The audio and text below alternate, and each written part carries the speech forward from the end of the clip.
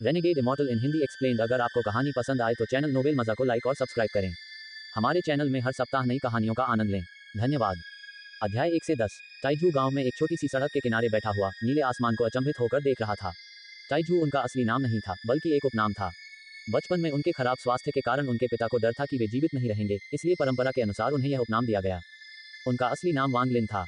वान परिवार उस क्षेत्र में एक बड़ा परिवार माना जाता था। ये बड़ई का परिवार था। वान परिवार इस क्षेत्र में काफी प्रसिद्ध था और उनकी कई दुकानें थीं जो लकड़ी के उत्पाद बेचती थीं। ताइजू के पिता परिवार के दूसरे बेटे थे। उनका जन्म एक उपपत्नी से हुआ था, इसलिए वे पारिवारिक व्यवसाय नहीं संभाल सकते थे, इसलिए विवाह के बाद उन्होंने घर छोड़ दिया और इस गांव में आकर बस गए। हालांकि उनके पिता एक कुशल बढ़ई होने के कारण ताइजू का परिवार बहुत संपन्न था। उन्हें भोजन या कपड़ों की चिंता नहीं थी। गांव में उनका बहुत सम्मान था। ताइजू बचपन से ही बहुत बुद्धिमान था। उन्हें किताबें पढ़ना और विषयों पर गहराई से सोचना बहुत पसंद था। गांव में लगभग सभी लोग इस बात पर सहमत थे कि वह एक विलक्षण प्रतिभा वाला व्यक्ति था। जब भी उसके पिता किसी को ताइजू की प्रशंसा करते सुनते तो उनके चेहरे की झुर्रियां गायब हो जाती और उनके चेहरे पर खुशी भरी मुस्कान आ जाती। उसकी माँ उसका बहुत ख्याल रखती थी। ये कहा जा सकता है कि वह अपने माता पिता के प्यार में बड़ा हुआ था। वह जानता था कि उसके माता पिता को उससे बहुत उम्मीदें थीं। उसकी उम्र के अन्य बच्चे खेतों में काम कर रहे थे, जबकि वह घर पर बैठकर पढ़ रहा था। जितना अधिक वह पढ़ता, उतना अधिक वह सोचता। वह गांव से बाहर की दुनिया के लिए तरसता था। ताइजू ने अपना सिर उठाया और सड़क के अंत की ओर देखा। एक गहरी सांस लेकर उसने अपनी किताब बंद की, उठ खड़ा हुआ और घर की ओर चल दिया। उसके पिता आंगन में बैठे थे। पाइप पकड़ते हुए उसने गहरी सांस ली और पूछा, ताइजू, तुम्हारी पढ़ाई कैसी चल रही है? जब ताइजू दरवाजे से अंदर आया, ताइजू ने गुजरते हुए कुछ शब्द बुदबुदाए। उसके पिता ने अपने पाइप से राख झाड़कर खड़े हुए और कहा, ताइजू, तुम्हें ठीक से पढ़ाई करनी होगी। अगले साल जिला परीक्षा है। आपका भविष्य है या नहीं, ये सब इस परीक्षा पर निर्भर करेगा। मेरी तरह मत बनो, जो अपना पूरा जीवन गांव में बिताएगा। बस तुम हर दिन इसकी शिकायत करते हो। अगर आप मुझसे पूछें तो हमारा ताइजू निश्चित रूप से परीक्षा पास कर लेगा। ताइजू की माँ कुछ खाना लेकर आई और मेज पर रख दिया। उसने दोनों को आकर खाना खाने का इशारा किया। ताइजू ने आवाज करके जवाब दिया, फिर वह बैठ गया और लापरवाही से कुछ और खा लिया। उसकी माँ ने स्नेहपूर्वक उसकी ओर देखा और वहां बचे हुए मांस के कुछ टुकड़े उसे दे दिए। पिताजी, क्या चौथे अंकल लगभग आ ही गए? ताइजू ने अपना सिर उठाते हुए पूछा। उन्होंने कहा, समय की गणना के अनुसार यह अगले कुछ दिनों में हो जाना चाहिए। आपके चौथे चाचा आपके पिता से अधिक सफल हैं। अरे, ताइजू की माँ, क्या चौथे चाचा के लिए तैयार किए गए विशेष व्यंजन पैक कर दिए गए हैं? जैसे ही ताइजू के पिता ने चौथे चाचा का जिक्र किया, उनके चेहरे पर उदासी की झलक दिखी। उसकी माँ ने सिर हिलाया और भावुक होकर कहा, ताइजू, तुम्हारे चौथे चाचा बहुत अच्छे इंसान हैं। पिछले कुछ वर्षों में ये सब उन्हीं की बदौलत है कि आपके पिता की लकड़ी की नक्काशी अच्छी कीमत पर मिलती रही है। यदि आप सफल हो जाते हैं तो अपने चौथे चाचा का कर्ज चुकाना मत भूलना। जब ताइजू की माँ बात कर रही थी तो दरवाजे के बाहर घोड़े की आवाज सुनाई दी। घोड़ागाड़ी की आवाज के बाद जोरदार हंसी की आवाज सुनाई दी। एट नो विल बिन एट। दूसरे भाई, दरवाजा खोलो। ताइजू आश्चर्यचकित था। वह तुरंत मुख्य द्वार खोलने के लिए दौड़ा। उसने देखा कि एक मजबूत, चमकती आंखों वाला अधेड़ आदमी बाहर खड़ा था। जब उसने ताइजू को देखा तो वह हंसा और ताइजू के सिर को सहलाया। मुस्कुराते हुए उन्होंने कहा, ताइजू, मैंने तुम्हें आधे साल से नहीं देखा है और तुम फिर से लंबे हो गए हो। ताइजू के माता पिता तुरंत खड़े हो गए। उसके पिता ने मुस्कुराते हुए कहा, चौथे भाई, मैंने सोचा कि अब तुम्हारे आने का समय आ गया है। जल्दी से अंदर आओ। ताइजू, तुमने अपने चौथे चाचा के लिए अभी तक कुर्सी क्यों नहीं खरीदी है? ताइजू ने खुशी से सहमति जताई। वह जल्दी से घर के अंदर गया, एक कुर्सी निकाली और उसे खाने की मेज के पास रख दिया। उसने ध्यानपूर्वक अपनी आस्तीन से उसे पोंछा और उस अधेड़ उम्र के व्यक्ति की ओर आशा भरी नजरों से देखा। अधेड़ उम्र के व्यक्ति ने उसकी ओर आंख मारी और मजाक में कहा, ताइजू, तुम कब से इतने मेहनती हो गए? मुझे याद है पिछली बार जब मैं यहाँ आया था तो तुम ऐसे नहीं थे। ताइजू के पिता ने ताइजू की ओर देखा और कहा, ये छोटा शैतान बस ये पूछ रहा था कि तुम कब आओगे। पब फ्यूचर द्वारा विज्ञापन। मध्यम आयु वर्ग के व्यक्ति ने ताइजू को शर्माते हुए देखा और हंसते हुए कहा, ताइजू, आपके चौथे चाचा ने आपसे किया अपना वादा नहीं भुलाया है। अपनी बात समाप्त करने के बाद उन्होंने 2 पुस्तकें निकाली और मेज पर रख दी। ताइजू ने उत्साह से खुशी मनाई, फिर किताबें पलटने लगा। वह अपनी खुशी को बड़ी मुश्किल से रोक पाया। ताइजू की माँ ने अपने बेटे की ओर प्यार से देखा और मध्यम आयु वर्ग के व्यक्ति से कहा, चौथे भाई, तुम्हारा बड़ा भाई हमेशा तुम्हारे बारे में सोचता रहता है। इस बार तुम्हें कुछ दिन और रुकना चाहिए। अधेड़ उम्र के व्यक्ति ने सिर हिलाते हुए कहा, दूसरी भाभी, आजकल परिवार में बहुत से काम निपटाने होते हैं। मुझे कल सुबह जल्दी घर जाना होगा। इस व्यस्त समय के बाद मैं वापस आऊंगा और आप लोगों से मिलूंगा। उसने अपने दूसरे भाई को खेत भरी नजर से देखा। ताइजू के पिता ने आह भरते हुए कहा, मेरी पत्नी की बात मत सुनो। कल सामान ठीक से पैक कर लें। परिवार के मामले अधिक महत्वपूर्ण हैं। हम अगली बार मिल सकते हैं। मध्यम आयु वर्ग के व्यक्ति ने ताइजू के पिता को देखा और पूछा, दूसरे भाई, ताइजू 15 साल का है? हाँ। ताइजू के पिता ने सिर हिलाया और कहा, इस साल के बाद ये छोटा शैतान 16 साल का हो जाएगा।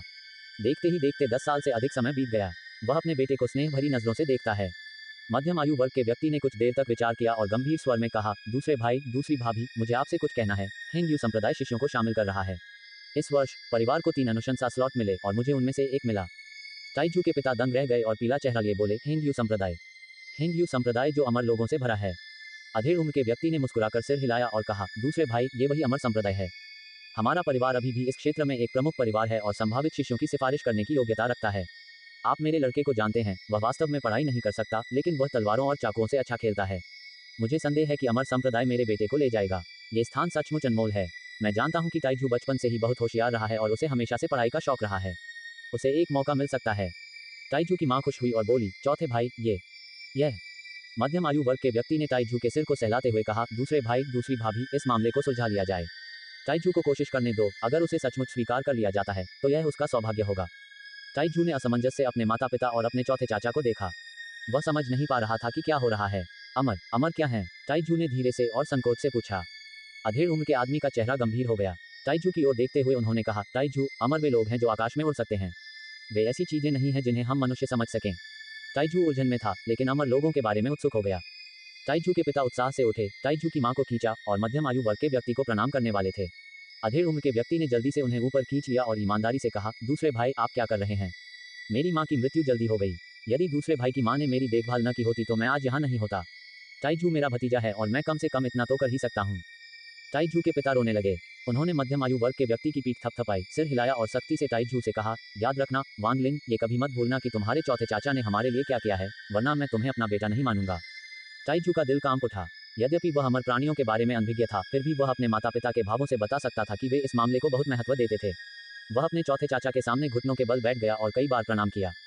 मध्यम आयु वर्ग के व्यक्ति ने ताइजू को अपने पास खींचा और उसकी प्रशंसा की। अच्छे बच्चे, तुम तैयार हो जाओ और मैं महीने के अंत में तुम्हें लेने आऊंगा। उस रात ताइजू जल्दी सो गया। वह अभी भी अपने पिता और चौथे चाचा की आवाजें सुन सकता था। पिता बहुत खुश हुए। हालांकि वह बहुत कम शराब पीता था, फिर भी उसे आज चौथे चाचा के साथ कुछ प्याले पीने पड़े। अमर, वे क्या थे? ताइजू का दिल बहुत उत्साहित था। वह अपने दिल में जानता था कि यह एक अवसर है, बाहरी दुनिया को देखने का अवसर। चौथे चाचा अगली सुबह जल्दी चले गए। ताइजू और उसके माता पिता ने उसे गांव के प्रवेश द्वार पर विदा किया। वापस आते समय उसने स्पष्ट रूप से देखा कि उसके पिता काफी युवा दिख रहे थे। उसकी आंखें आशा से भरी थीं। उनकी आंखों में उम्मीदें उस समय से कहीं अधिक थी जब वह चाहते थे कि ताइजू जिला परीक्षा पास करे। गांव में कोई रहस्य नहीं था, भले ही यह रहस्य ही क्यों न हो कि एक कुत्ते ने कितने बच्चों को जन्म दिया है। गांव में हर कोई यह खबर सुनेगा। जल्द ही गांव के सभी लोगों को ताइजू की मां से यह खबर पता चली और सभी पड़ोसी मिलने आ गए। ताइजू की ओर सभी की निगाहें पहले से अलग थीं। कुछ लोग ईर्ष्या से भरे थे तो कुछ जलन से। वान परिवार ने एक अच्छे बेटे को जन्म दिया। उन्हें हेंगयू संप्रदाय के शिष्य के रूप में स्वीकार कर लिया गया है। पब फ्यूचर द्वारा विज्ञापन। मैंने इस बच्चे ताइजू को बड़े होते हुए देखा है। वह बचपन से ही बहुत होशियार था। अब वह हेंगयू संप्रदाय का शिष्य है। उसका भविष्य बहुत उज्जवल है। ताइजू, तुम में बड़ी प्रतिभा है। जब भविष्य में तुम सफल हो जाओ तो दोबारा आना मत भूलना। ये बातें ताइजू के कानों में गूंज रही थी। ऐसा लग रहा था जैसे ताइजू पहले से ही हेंगयू संप्रदाय का अनुयायी था। जब भी उसके माता पिता ये सुनते, वे मुस्कुराना बंद नहीं कर पाते थे। उनके चेहरों की झुर्रियां बहुत कम हो गई थीं। जब भी ताइजू गांव में अकेले घूमता था तो सभी गांव वाले उत्सुकता से उससे इधर उधर की बातें पूछते थे। यहाँ तक कि कुछ लोग तो अपने बच्चों को ताइजू का उदाहरण अपनाने को भी कहते थे। आधा महीना जल्दी ही बीत गया। ताइजू के हेंगयू संप्रदाय का शिष्य बनने की खबर तेजी से फैल गई थी। आसपास के सभी गांव वाले ताइजू को देखने आए थे। जो भी आया वह उपहार लेकर आया। ताइजू के माता पिता उन्हें अस्वीकार नहीं कर सकते थे, लेकिन जब वे चले गए तो ताइजू के माता पिता ने बदले में उपहार देने की योजना बनाई। ताइजू के पिता के अनुसार, हमारा बेटा भविष्य में अमर होगा, इसलिए उस पर कोई एहसान नहीं है। हम सभी आगंतुकों के लिए रिटर्न गिफ्ट तैयार करेंगे। जल्द ही वान परिवार को पता चला कि ताइजू के चौथे चाचा ने अपने बेटे का स्थान ताइजू को दे दिया है। एक के बाद एक वे उसे बधाई देने आए।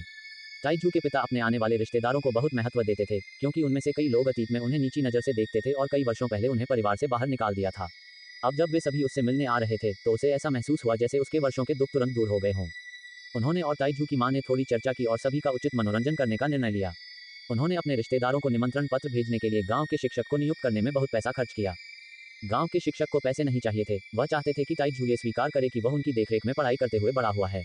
ताइजू को कोई आपत्ति नहीं थी क्योंकि यह सच था। वान परिवार के अधिकांश सदस्यों को निमंत्रण भेजे जाने के बाद वहां इतने अधिक लोग आ गए कि ताइजू के पिता को पार्टी का स्थान बदलकर गांव के चौराहे पर एक भोज का आयोजन करना पड़ा। गांव वालों ने मेहमानों के मनोरंजन में मदद की। वे एक दूसरे से बात करते हुए ताइजू की अंतहीन प्रशंसा करते थे। ताइजू के पिता अपनी पत्नी और बेटे को गांव के प्रवेश द्वार पर मेहमानों का व्यक्तिगत रूप से स्वागत करने और प्रत्येक रिश्तेदार को ताइजू से परिचय कराने के लिए लेकर आए थे। यह आपके तीसरे दादा हैं। जब पिताजी परिवार छोड़कर चले गए तो आपके तीसरे दादाजी ने गुप्त रूप से बहुत मदद की। ताइजू, तुम्हें उसकी दयालुता का बदला चुकाना याद रखना होगा, ताइजू के पिता ने एक सफेद बालों वाले बूढ़े व्यक्ति की मदद करते हुए कहा। ताइजू ने तुरंत सिर हिलाया।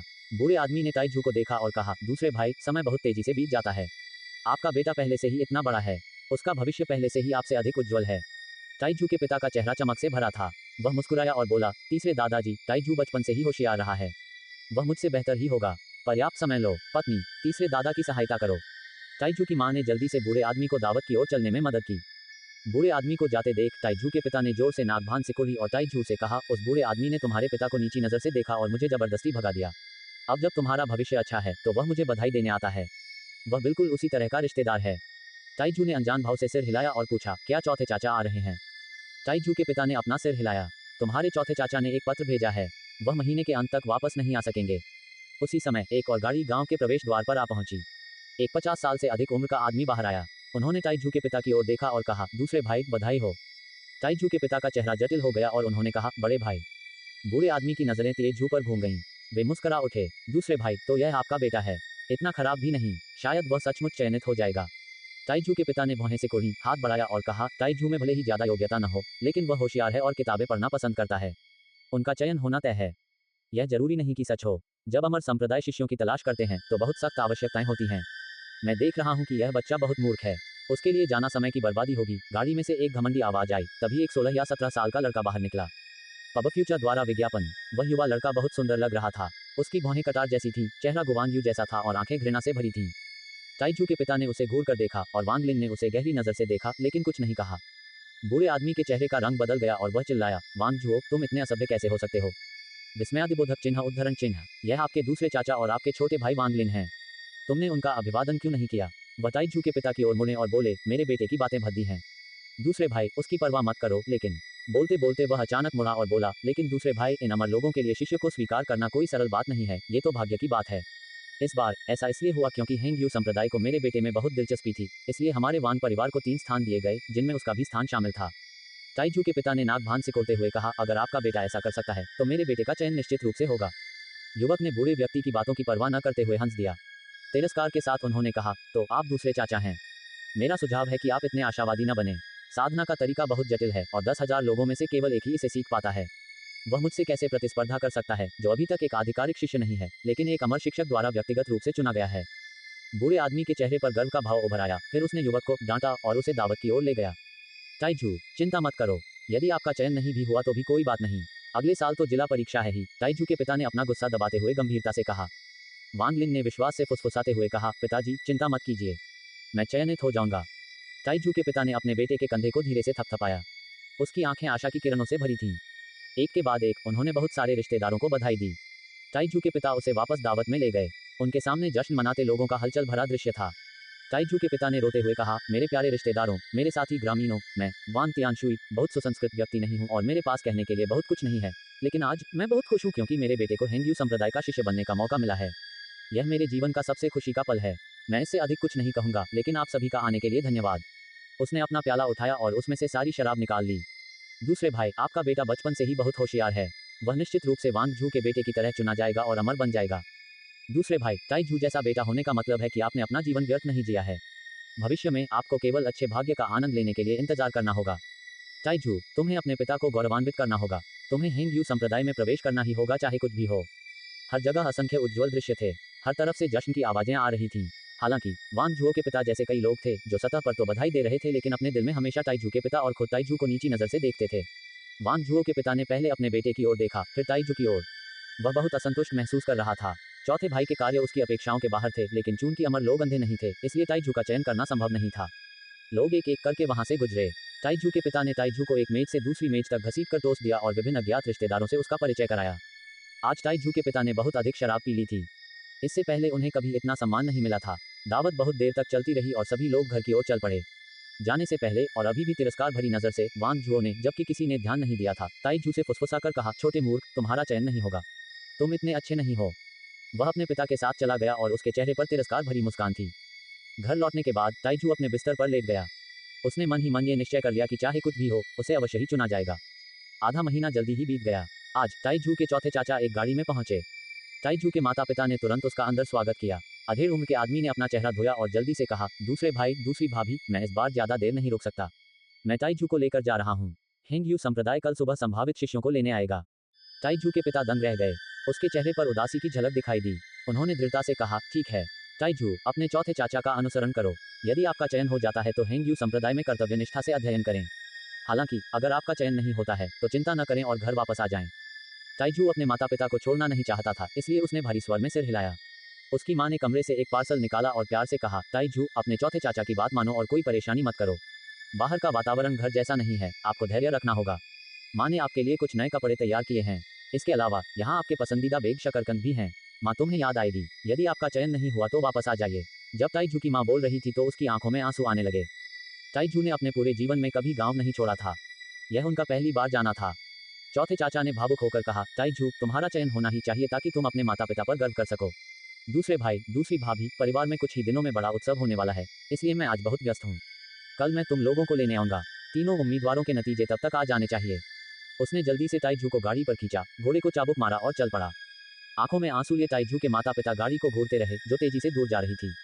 ताइजू ने पहले कभी घर नहीं छोड़ा है, क्या उसे धमकाया जाएगा? ताइजू की माँ ने अपने होंठ काटते हुए कहा। उसकी आंखें उदासी से भरी थीं। वह बड़ा हो गया है और उसे अपने भाग्य से निपटना होगा। ताइजू के पिता ने अपना पाइप उठाया और गहरी सांस ली। उसके चेहरे पर और अधिक झुर्रियां दिखाई देने लगीं। जैसे ही गाड़ी तेजी से सड़क पर लुढ़की, वांग लिन का शरीर असमान जमीन से टकराया। उसकी बाहों में वह पैकेट था जिसमें उसके माता पिता की सारी उम्मीदें समाहित थीं। वह उस गांव को छोड़ रहा था जहां वह 15 वर्षों से रह रहा था। ये यात्रा छोटी नहीं होगी। वांग लिन गाड़ी में लेट गया और सो गया। यह न जानते हुए कि कितना समय बीत चुका है, उसे धीरे से धक्का दिया गया। उसने अपनी आंखें खोली और चौथे चाचा को देखा, जिन्होंने उसे मुस्कुराते हुए देखा और पूछा, ताइजू पहली बार घर छोड़ने पर तुम्हें कैसा लग रहा है? वांग लिन ने देखा कि गाड़ी रुक गई है और मुस्कुराया। कहने को ज्यादा कुछ नहीं है, बस थोड़ा चिंतित हूं क्योंकि मुझे नहीं पता कि मुझे अमर लोगों द्वारा चुना जाएगा या नहीं। चौथे चाचा ने हंसते हुए ताइजू के कंधे को थपथपाते हुए कहा, ठीक है, इस बारे में ज्यादा मत सोचो। ये चाचा का घर है। पहले तुम आराम करो, फिर मैं तुम्हें कल सुबह परिवार के पास ले चलूंगा। जब वह गाड़ी से उतरा तो वांग लिन एक खपरेल की छत वाले घर के सामने था। फिर वह चौथे चाचा के पीछे पीछे एक कमरे में चला गया। वांग लिन बिस्तर पर बैठा रहा, उसे नींद नहीं आ रही थी। उसके माता पिता, गांव और रिश्तेदारों द्वारा कही गई बातें उसके दिमाग में कौंध गईं। उसने मन ही मन हस्ताक्षर कर दिए। एक अमर व्यक्ति का शिष्य बनने का विचार उसके मन में भारी हो गया। समय धीरे धीरे बीतता गया। कुछ क्षण बाद सूरज धीरे धीरे उगने लगा। वांग लिन को पूरी रात ज्यादा आराम नहीं मिला, लेकिन वह अभी भी ऊर्जा से भरा हुआ था। थोड़ा डर के साथ वह चौथे चाचा के पीछे पीछे वांग परिवार के मुख्य घर तक गया। ये पहली बार था जब वांग लिन ने इतना बड़ा घर देखा था, जिससे वह अचंभित रह गया। चौथे चाचा ने चलते हुए कहा, ताइजू तुम्हें अपने पिता को गौरवान्वित करना होगा। रिश्तेदारों को तुम्हारा उपहास न उड़ाने दो। वांग लिन का मन और अधिक तनावग्रस्त हो गया। उसने अपने होठ काटे और सिर हिलाया। जल्द ही चौथे चाचा उसे आंगन के बीच में ले आए। ताइजू के पिता का सबसे बड़ा भाई वहां खड़ा था। जब उसने ताइजू को देखा तो उसने सिर हिलाया और कहा, ताइजू जब अमर आए तो घबराओ मत, बस अपने बड़े भाई वांग जुओ का अनुसरण करो। वह सब करो जो वह करता है। उन अंतिम कुछ शब्दों में बूढ़े आदमी का स्वर बहुत कठोर था। वांग लिन चुप रहा। उसने इधर उधर देखा और पाया कि वांग जुओ के बगल में एक और युवक था। युवक की त्वचा का रंग थोड़ा काला था, उसका शरीर बहुत बड़ा था और उसकी आंखों में बुद्धिमत्ता झलकती थी। उसकी शर्ट में एक उभार था, जैसे वह कुछ छुपा रहा हो। उसने ताइजू की ओर देखा और मुंह बनाया, फिर दौड़कर आया और बोला, तो तुम दूसरे चाचा के बेटे हो। मेरा नाम वांग हाव है। वांग लिन ने हंसकर सिर हिलाया। जब बूढ़े व्यक्ति ने देखा कि वांग लिन उसे अनदेखा कर रहा है तो वह बहुत नाराज हो गया और उसे डांटने वाला था। ठीक इसी समय आकाश में बादल अचानक फट गए। तभी अचानक बिजली की तरह एक प्रकाश की तलवार उतरी। प्रकाश के लुप्त होने के बाद वहां सफेद वस्त्र पहने एक युवक खड़ा था, जिसकी आंखें चमकीली और पैनी थीं, तथा उनमें से एक मनोहर आत्मा निकल रही थी। उसकी ठंडी निगाहें तीनों युवकों पर घूम गईं, विशेषकर उस युवक पर जिसकी कमीज में उभार था। उसने ठंडे स्वर में पूछा, क्या ये तीनों वही हैं जिनकी सिफारिश वांग परिवार ने की थी? यह अमर है। उसकी निगाहों के नीचे वांग लिन को ठंड लगने लगी। अमर को देखते हुए उसका दिल जोर से धड़कने लगा और चेहरा पीला पड़ गया। अमर को देखकर काले रंग के युवक ने सम्मानजनक व्यवहार प्रदर्शित करते हुए अपने हाथ पैंट की जेब के पास रख लिए। उसकी आंखों में कट्टरता का भाव था। केवल वांग जुओ लापरवाही से दूसरों को देखो और सूंघ लिया। वांग जुओ के पिता जल्दी से आगे बढ़े और सम्मानपूर्वक कहा, अमर, ये तीनों वांग परिवार की सिफारिशें हैं। युवक ने सिर हिलाया और फिर अधीरता से पूछा, वांग जुओ कौन है? बूढ़े आदमी के चेहरे पर खुशी की झलक दिखी, फिर उसने जल्दी से वांग जुओ को खींच लिया। अमर, यह मेरा बेटा वांग जुओ है। अमर युवक ने वांग जुओ को गहरी नजर से देखा। फिर उसका चेहरा चमक उठा और उसने सिर हिलाया। वांग जुओ वास्तव में प्रतिभाशाली है, कोई आश्चर्य नहीं कि मार्शल अंकल को वह पसंद आ गया। वांग जुओ ने गर्व से वांग लिन और स्मार्ट दिखने वाले युवक को देखा और गर्व से कहा, यह स्वाभाविक है। अमर बनने के लिए व्यक्ति में दृढ़ आत्मा होनी चाहिए। युवक ने मुंह बनाया, लेकिन वह जल्दी ही गायब हो गया। वह वांग जुओ की ओर देखकर हल्के से मुस्कुराया, अपनी आस्तीनें लहराईं और तीनों युवकों को इंद्रधनुष पर ले गया और गायब हो गया। चौथे चाचा ने आसमान की ओर देखा और बुदबुदाए, ताइजू तुम्हारा चयन अवश्य होगा। एट नो विल बिन एट। वांग लिन को लगा कि उसका शरीर हल्का हो गया है और उसके चेहरे पर पड़ रही हवा से उसे दर्द हो रहा है। करीब से देखने पर उसने पाया कि वह उस युवक की बांह के नीचे था और वे दोनों तेजी से आकाश में उड़ रहे थे। जैसे ही वे तेजी से आगे की ओर उड़े, गांव छोटे काले बिंदुओं में बदल गया। थोड़ी ही देर बाद तेज हवा के कारण उसकी आंखों में आंसू आ गए और वे लाल हो गईं। जब तक तुम तीनों अंधे नहीं होना चाहते, अपनी आंखें बंद कर लो, युवक ने ठंडे स्वर में कहा। वांग लिन का दिल घबरा गया और उसने जल्दी से अपनी आंखें बंद कर ली, आगे देखने से डरने लगा। कुछ ही समय बाद वांग लिन को महसूस हुआ कि युवक की सांस फूलने लगी है और उसकी गति कम होने लगी है। फिर एक झटके में युवक तेजी से नीचे उतर आया। जमीन पर उतरने से ठीक पहले युवक ने अपना हाथ ढीला छोड़ दिया और तीनों युवक जमीन पर गिर पड़े। शुक्र है कि गिरावट ज्यादा गंभीर नहीं थी, इसलिए तीनों जल्दी से उठ गए। वांग लिन के सामने स्वर्ग जैसा दृश्य था, जिसमें पहाड़, फूल और नदी थी। ये सचमुच एक रमणीय दृश्य था। ठीक सामने एक ऊंचा पर्वत खड़ा था, जिसका शिखर बादलों से ढका हुआ था, जिससे उसका असली रूप छिप गया था। जानवरों की चीखों की गूंज सुनाई दे रही थी। पहाड़ से नीचे की ओर घुमावदार सीढ़ियों का एक रास्ता था, जो किसी पेंटिंग की तरह एक अलग दुनिया का एहसास कराता था। दूर पहाड़ की चोटी पर एक हॉल था। यद्यपि यह बादलों से ढका हुआ था, फिर भी इसकी चमकती हुई चमकदार रोशनी ने लोगों को इसकी पूजा करने के लिए प्रेरित किया। हॉल के बगल में अर्धचंद्राकार आकार का एक चांदी के रंग का पुल था, जो उस चोटी को एक अन्य पर्वत चोटी से जोड़ता था। इन प्राकृतिक सुंदरताओं के साथ ये स्थान वास्तव में हेंगयू संप्रदाय का स्थान होने के योग्य था। हेंगयू संप्रदाय झाओ देश के कुछ साधना संप्रदायों में से एक था। 500 साल पहले ये झाओ देश में साधना संप्रदायों की अग्रणी शक्ति थी और इसमें कई नवजात आत्मा पुराने राक्षस थे। हालांकि समय बीतने के साथ यह अपने वर्तमान आकार तक सिकुड़ गया और खेती की दुनिया में मुश्किल से ही पैर जमा पाया। हालांकि हेंगयू संप्रदाय के निकट रहने वाले नश्वर लोगों के लिए यह अभी भी एक मायावी व्यक्ति था। छोटे भाई झांग, क्या ये वे 3 उम्मीदवार हैं जिनकी सिफारिश वांग परिवार ने की है? काले कपड़े पहने एक अधेड़ उम्र का अमर व्यक्तित्व वाला व्यक्ति पर्वत शिखर से नीचे उतरा। युवक ने सम्मान भरा चेहरा दिखाते हुए कहा, तीसरे भाई, ये वांग परिवार के 3 अनुशंसित युवक हैं। मध्यम आयु वर्ग के व्यक्ति की नजर उन पर घूमी, कुछ बार वांग झो पर केंद्रित हुई। मुस्कुराते हुए उन्होंने कहा, मैं जानता हूं कि आपको सफलता मिलने वाली है। मैं परीक्षा संभाल लूंगा, तुम खेती करो। युवक सहमत हो गया, फिर उसका शरीर पहाड़ की ओर चला गया और पलक झपकते ही बिना कोई निशान छोड़े गायब हो गया। वांग लिन उत्साह से भरे हुए अपने सामने के दृश्य को देख रहा था। अचानक उसने देखा कि कोई उसके कपड़े खींच रहा है और वह पीछे मुड़ा। ये वांग हाओ था। उत्साह से भरी आंखों से उसने कहा, ये वह जगह है जहां अमर लोग रहते हैं, लानत है। चाहे कुछ भी हो, मुझे वांग हाओ को चुना जाना ही होगा। इतना कहने के बाद उसने अपनी शर्ट में छिपी हुई उभरी हुई वस्तु को छुआ। वांग जो अपने सामने का दृश्य देखकर चकित रह गया। उसे होश में आने में काफी समय लगा और उसके हृदय में अहंकार की मात्रा कम हो गई। इसी समय कई इंद्रधनुषी तलवारें उनकी ओर उड़ी। प्रत्येक नष्ट हुई तलवार के लिए एक हेंगयू संप्रदाय का अनुयायी होता था तथा प्रत्येक अनुयायी के पीछे कई 15 वर्षीय बच्चे होते थे। वहां पुरुष और महिला दोनों युवा थे। जैसे ही वे उतरे, उनके चेहरे पर भी वांग लिन के समूह के समान भाव थे और वे अपने सामने के दृश्य को घूर रहे थे। हेंगयू संप्रदाय के सभी अनुयायी जो युवकों को लेकर आए थे, एक तरफ इकट्ठे हुए और युवकों के बारे में बात करने लगे।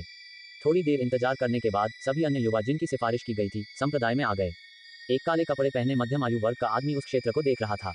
फिर उन्होंने बिना किसी भावना के कहा, आप लोगों में से केवल कुछ ही हेंगयू संप्रदाय के शिष्य चुने जाएंगे। सभी युवक सदमे में चिल्ला उठे। वांग लिन का दिल कांप उठा। उन्होंने बताया कि कुल 48 लोग परीक्षा दे रहे थे। साधना, अमर बनने का मार्ग आपकी प्राकृतिक प्रतिभा पर निर्भर करता है। पहला परीक्षण ये देखना है कि आपकी आत्मा पर्याप्त रूप से मजबूत है या नहीं। अब मैं जिसकी ओर भी इशारा करूंगा, वह आएगा और परीक्षा देगा। अधेड़ उम्र के व्यक्ति ने बिना किसी भावना के एक युवक की ओर इशारा किया। युवक सावधानी से चला, उसके पैर कांप रहे थे। अधेड़ उम्र के व्यक्ति ने सिर पर हाथ रखकर कहा, योग्य नहीं हूं। बाईं ओर खड़े हो जाओ। युवक ने अचानक सारी शक्ति खो दी। चेहरा उदास और आंखें खाली देखकर वह चुपचाप बाईं ओर चला गया।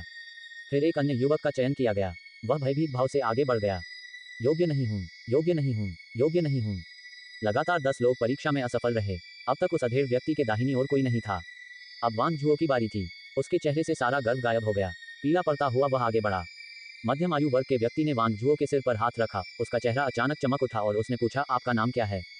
वांग झुओ ने तुरंत सम्मानपूर्वक उत्तर दिया, अमर, मेरा नाम वांग झुओ है। मध्यम आयु वर्ग के व्यक्ति ने सिर हिलाया। फिर वह मुस्कुराया और बोला, तो आप वही हैं जिसका मार्शल टीचर ने उल्लेख किया था। अच्छा, वांग झुओ, दाईं ओर खड़े हो जाओ। वांग झुओ को बहुत खुशी महसूस हुई और वह सबकी प्रशंसा के बीच दाईं ओर चला गया। भीड़ को देखते हुए उसकी आंखें अहंकार और घृणा से भरी हुई थीं। वह अछूत महसूस कर रहा था। मादरचोद, वह एक भाग्यशाली कुत्ता है, वांग हाओ ने होंठ सिकोड़ते हुए वांग लिन से कहा। वांग लिन का दिल और अधिक तनावग्रस्त हो गया। उसकी आंखों के सामने उसके माता पिता की उम्मीदों से भरी आंखें उभर आईं। उसने अपनी मुठ्ठियां कस लीं। बुरा नहीं है, आप भी दाईं ओर खड़ी हो जाए, अधेड़ उम्र के आदमी ने आश्चर्य से अपने सामने खड़ी युवती से कहा। थोड़े समय के बाद लगभग सभी युवकों की जांच हो चुकी थी और केवल 2 ही अधेड़ उम्र के व्यक्ति के दाहिनी ओर खड़े थे।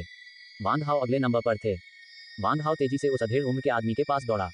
इससे पहले कि वह परीक्षण शुरू कर पाता, वह जमीन पर घुटनों के बल बैठ गया और कुछ बार दंडवत प्रणाम किया। उन्होंने कहा, अमर, आप लंबी आयु का आनंद लें। मेरा नाम वांग हाओ है। आपने पहले ही इतने लोगों का परीक्षण कर लिया है, इसलिए आप थक गए होंगे। आप थोड़ी देर आराम क्यों नहीं करते?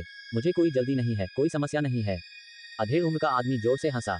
उसने ऐसे बहुत से लोगों की परीक्षा ली थी जिनके चेहरे भय से भरे हुए थे, फिर भी यह चतुर युवक बिना किसी डर के उसका पक्ष जीतने की कोशिश कर रहा था। उन्होंने वांग हाओ के सिर पर हाथ रखते हुए कहा, प्रतिभा की कमी है। नहीं। जैसे ही वांग हाओ को पता चला कि उसकी हिम्मत टूट गई है, उसका दिल बैठ गया। अधेड़ उम्र के व्यक्ति की बात खत्म होने का इंतजार किए बिना उसने जल्दी से एक जेड बॉक्स निकाला और उसके सामने रख दिया। वांग हाओ ने बुद्धिमानी से कहा, अमर, मेरे पिता को ये पहाड़ में दुर्घटनावश मिला था, लेकिन वे इसे खोल नहीं पाए थे। मैं इसे विशेष रूप से अमर को देने के लिए लाया हूँ। अधेड़ उम्र के आदमी ने हंसकर अपना सिर हिलाया। वह वांग हाओ को मना करने ही वाला था, लेकिन जैसे ही उसने बॉक्स को देखा, उसकी पुतलियां अचानक सिकुड़ गईं और उसका चेहरा अचानक चमक उठा। इतना खराब भी नहीं, ये कम से कम 300 साल पुराना मशरूम है। जेड बॉक्स को देखने पर पता चला कि इसे किसी कल्टीवेटर द्वारा सील किया गया था। कोई आश्चर्य नहीं कि आपके पिता इसे नहीं खोल सके। वह कुछ देर रुका, फिर थोड़ी लड़खड़ाती आवाज में बोला, मुझे अपनी कीमियागिरी के लिए एक सहायक की जरूरत है। क्या तुम मेरी मदद करने को तैयार हो? वांग हाओ आश्चर्यचकित होकर जल्दी से उठ खड़ा हुआ। उपचार में आया अंतर स्वर्ग और पृथ्वी जैसा था, जिससे वह बहुत उत्साहित हो गया। उसने कहा, हाँ अमर, मैं तैयार हूँ। अधेड़ उम्र के व्यक्ति ने ठहाका लगाते हुए कहा, चूंकि तुम मेरे सहायक हो, इसलिए मैं तुम्हारे साथ बुरा व्यवहार नहीं करूंगा। आप अन्य शिष्यों की तरह साधना कर सकते हैं। दाहिनी ओर जाकर खड़े हो जाओ। वांग हाओ अंदर से बहुत उत्साहित था। वह दाहिनी ओर दौड़ा और वांग जुओ को विजयी दृष्टि से देखा। असफल हुए सभी युवाओं के चेहरे पीले पड़ गए। वे सभी बहुत उदास महसूस कर रहे थे। कुछ लोग तो रोने भी लगे। अधेड़ उम्र के आदमी ने भौहें सिकोड़ी। वह चिल्लाया, उन सभी को भेज दो जो रोना शुरू कर रहे हैं। हेंग यू संप्रदाय के कुछ शिष्य बाहर आए। जो लोग रोने लगे थे, उन्हें उन्होंने तुरंत पकड़ लिया और प्रकाश की तलवारों में गायब हो गए। मध्यम आयु वर्ग के व्यक्ति ने वांग लिन की ओर इशारा किया। वांग लिन ने गहरी सांस ली। वह घबराते हुए उस अधेड़ उम्र के आदमी की तरफ चला गया। उसका दिमाग पूरी तरह से खाली था। मन ही मन प्रार्थना करते हुए वह अपने माता पिता की आंखों में देखी उम्मीदों को याद करने से खुद को रोक नहीं सका। At no will win at. मैं निश्चित रूप से चयनित होऊंगा, वांग लिन ने दृढ़ता से सोचा। अधेड़ उम्र के आदमी ने अपना हाथ उसके सिर पर दबाया। भावशून्य चेहरे के साथ उसने वे दो शब्द कहे जिनसे वांग लिन को सबसे अधिक डर लगता था। योग्य नहीं। वांग लिन को याद नहीं था कि वह बाईं ओर कैसे पहुंचा। उसने केवल अपने कानों में वसंत की गड़गड़ाहट और मध्यम आयु वर्ग के व्यक्ति द्वारा कहे गए दो शब्दों की गूंज सुनी। कुछ ही देर बाद सभी की जांच हो चुकी थी और केवल 3 लोग ही दाईं ओर खड़े थे। बाकी सबकी नजरों में वे तीनों ही अजय और बहुत लंबे थे। वांग जुओ ने वांग लिन को तिरस्कार भरे चेहरे से देखा और उसके प्रति अपनी घृणा पूरी तरह व्यक्त की। जबकि साधक बनने के लिए दृढ़ मनोबल की आवश्यकता होती है, दृढ़ता उससे भी अधिक महत्वपूर्ण है। आप जैसे साधारण छात्र भी संप्रदाय के शिष्य बन सकते हैं, यदि आप में पर्याप्त दृढ़ता हो। दूसरी परीक्षा है दृढ़ता। अधेड़ उम्र का आदमी कुछ देर रुका, फिर भावशून्य चेहरे के साथ बोला, सीढ़ियों के साथ ऊपर चलो। यदि आप शीर्ष पर पहुंच गए तो आप योग्य हैं। यदि आप 3 दिन के भीतर काम पूरा नहीं कर पाते तो आप असफल हो जाएंगे। जो असफल होंगे उन्हें उनके परिवारों के पास वापस भेज दिया जाएगा। यदि तुम अब और सहन नहीं कर सकते या खतरे का सामना कर रहे हो, तो बस जोर से चिल्लाओ और कोई आकर तुम्हें बचा लेगा। अधेड़ उम्र के व्यक्ति ने अपने दाहिनी ओर खड़े तीनों लोगों की ओर मुस्कुराते हुए कहा, तुम दोनों मेरे पीछे आओ और कुलपिता से मिलो। हम आपके लिए भी गुरु खोज लेंगे। वांग हाओ, तुम्हें जाने की जरूरत नहीं है, मेरे साथ कीमिया घर चलो और उस जगह की आदत डाल लो। जब मध्यम आयु वर्ग के व्यक्ति ने निर्देश देना समाप्त कर दिया, तो वह तीनों चयनित युवकों को लेकर पहाड़ों में गायब हो गया। वांग लिन ने गहरी सांस ली। उसकी आंखें दृढ़ संकल्प से भरी थीं। वह बिना किसी हिचकिचाहट के पत्थर की सीढ़ियां चढ़ गया और दृढ़ता की परीक्षा शुरू कर दी। चुने गए 3 युवकों और ले जाए गए 6 रोते हुए युवकों को छोड़कर 39 लोग बचे। इन 39 युवाओं में से जो बहुत उदास थे, जो बहुत दृढ़ निश्चयी थे और जो डरे हुए थे, वे सभी अपने भविष्य की ओर बढ़ चले। दोनों तरफ की असमान पत्थर की सीढ़ियां बहुत खतरनाक थीं। जरा सी चूक से कोई भी फिसल कर गिर सकता है। आधे दिन से भी कम समय के बाद वांग लिन के पैर ऐसे लगने लगे जैसे वे शीशे के बने हों। वह पसीने से तरबतर था और उसकी सांस फूल रही थी, यहाँ तक कि हिलना भी मुश्किल हो रहा था। पहाड़ के नीचे से ऊपर देखने पर रास्ता ज्यादा लंबा नहीं लगता था, लेकिन अब ऐसा लग रहा था कि जैसे इसका कोई अंत ही नहीं है। वांग लिन का दिल बैठ गया। वह निराशा के विचारों को उत्पन्न करने से खुद को रोक नहीं सका। उसके सामने एक दर्जन शारीरिक रूप से मजबूत लड़के थे, जो धीरे धीरे चढ़ रहे थे। वे सब भी सांस फूलने लगे थे। अब तक किसी ने हार नहीं मानी थी। वांग लिन ने अपने दांत पीस लिए। वह जानता था कि यह उसका आखिरी मौका था। उसके माता पिता की उम्मीदें उसके मन में भरी हुई थीं। उसी समय उसके पीछे खड़े एक लड़के का पैर फिसल गया। लड़का चीखते हुए पहाड़ की ढलान से नीचे गिर गया। मैं हार मानता हूँ, मदद करना। सभी लोग एक साथ रुककर नीचे देखने लगे और उन्हें एक काली रोशनी चमकती हुई दिखाई दी। हेंग यू संप्रदाय का एक शिष्य अचानक प्रकट हुआ और उसने लड़के को पकड़ लिया। उनके शब्द धीरे धीरे पहाड़ की तलहटी में गिरते देखे जा सकते थे। वांग लिन पीला और चुप था। वह सावधानीपूर्वक ऊपर की ओर चढ़ता रहा। समय बहुत धीरे धीरे बीतता हुआ प्रतीत हो रहा था। 2 दिन बाद उसे अपने सामने दर्जनों युवकों की परछाइयां दिखाई देने लगीं। वांग लिन को नहीं पता था कि उसके कितने साथी हार मान लेंगे। वह केवल इतना जानता था कि उसे हार नहीं माननी चाहिए। उसके पैरों से खून बह रहा था और सूजन थी। हर कदम पर उसे भयंकर झुंझुनी महसूस होती थी। वह फिर भी डटा रहा और चढ़ने के लिए अपने हाथों का इस्तेमाल करता रहा। एक बीमार चेहरे वाला मध्यम आयु का व्यक्ति पहाड़ की चोटी से सीढ़ियों से नीचे उतरा। हे छोटे बच्चों, अपने हृदय को दृढ़ रखो, क्योंकि यह मार्ग निर्दयी है। ये व्यर्थ नहीं होगा, कुछ भी व्यर्थ नहीं है। उसने एक लंबी सांस छोड़ते हुए चढ़ाई कर रहे युवकों के पीछे से नीचे की ओर तैरना शुरू कर दिया। मध्यम आयु वर्ग का आदमी वांग लिन के पास से गुजरा। ये छठा युवक था जिसके पास से वह गुजरा, और वह समूह में सबसे दयनीय था। उसके कपड़े खून से भीगे हुए थे और ऐसा लग रहा था कि हर जगह खून बह रहा है। उसके घुटने और पैर की उंगलियां बुरी तरह से क्षतिग्रस्त हो गई थीं। इस समय वांग लिन अपने हाथों का उपयोग करके चढ़ाई कर रहा था। अधेड़ उम्र के आदमी ने जोर से आह भरते हुए पूछा, मेरे बच्चे, तुम्हारा नाम क्या है? विंगलिन की दृष्टि धुंधली थी। उसके दिमाग में एक ही विचार था कि या तो शिखर पर पहुंचो या फिर मर जाओ। उसने अधेड़ उम्र के आदमी का सवाल भी नहीं सुना। उनकी नज़र में ये छोटा सा रास्ता ही एकमात्र चीज़ थी जिसका महत्व था। मध्यम आयु वर्ग के व्यक्ति ने वांग लिन की आंखों में देखा। अंदर ही अंदर वह काफी भावुक हो गया। उसने अपना हाथ वांग लिन के सिर पर रखा। इस लड़के में अद्भुत दृढ़ता है। ये बहुत बुरी बात है कि उसमें प्रतिभा की कमी है। क्या बर्बादी है, क्या बर्बादी है। उसने वांग लिन को गहरी नजर से देखा, फिर सीढ़ियां उतरना जारी रखा। अगली रात वांग लिन के हाथ खून से सने हुए थे। सीढ़ियां चढ़ते समय उसने खून का निशान छोड़ दिया। वह नहीं जानता था कि वह कैसे आगे बढ़ता रहा, लेकिन कुछ चीज उसके शरीर को आगे बढ़ने के लिए प्रेरित करती रही। उसे ऐसा लग रहा था जैसे वह किसी भी समय मर सकता है। तीसरे दिन सूर्य उदय हुआ। दूरी पर वांग लिन मुश्किल से पत्थर की सीढ़ियों का अंत देख पा रहा था। दुर्भाग्यवश जब अंत निकट था तो उसने एक गरजती हुई आवाज सुनी जिसने उसके दिल को हिलाकर रख दिया। समय पूरा हो गया, केवल 3 ही योग्य हुए हैं, बाकी विफल। वांग लिन ने हल्की कड़वी हंसी निकाली। उसने नीचे देखा तो उसका शरीर सीढ़ियों पर झुका हुआ था। उसकी चेतना पूरी तरह लुप्त हो गई। 3 दिन पहले काले कपड़े पहने अधेड़ उम्र का आदमी पहाड़ की चोटी पर खड़ा था। वह 50 मीटर से भी कम दूरी से वांग लिन को निर्दयी नजरों से देख रहा था। हिंदू संप्रदाय के कुछ शिष्य पहाड़ की चोटी से नीचे उतरे। वे नीचे उतरते समय एक एक युवक के पास रुके और उसे दवा खिलाई। हिंदू संप्रदाय की एक महिला अनुयायी ने ठंडे स्वर में कहा, वरिष्ठ जनों, 39 परीक्षकों में से 25 ने हार मान ली है। केवल 3 ही परीक्षा में सफल हुए और 11 बचे हैं। उसने भी इस क्रूर परीक्षा का अनुभव किया था। वह उत्तीर्ण होने के लिए उस मार्शल आर्ट पर निर्भर थी जिसका अभ्यास वह बचपन से करती आ रही थी। उसके पास बमुश्किल ही पर्याप्त दृढ़ता थी। 10 साल के प्रयास के बाद भी वह अभी तक सच्ची शिष्या नहीं बन पाई थी।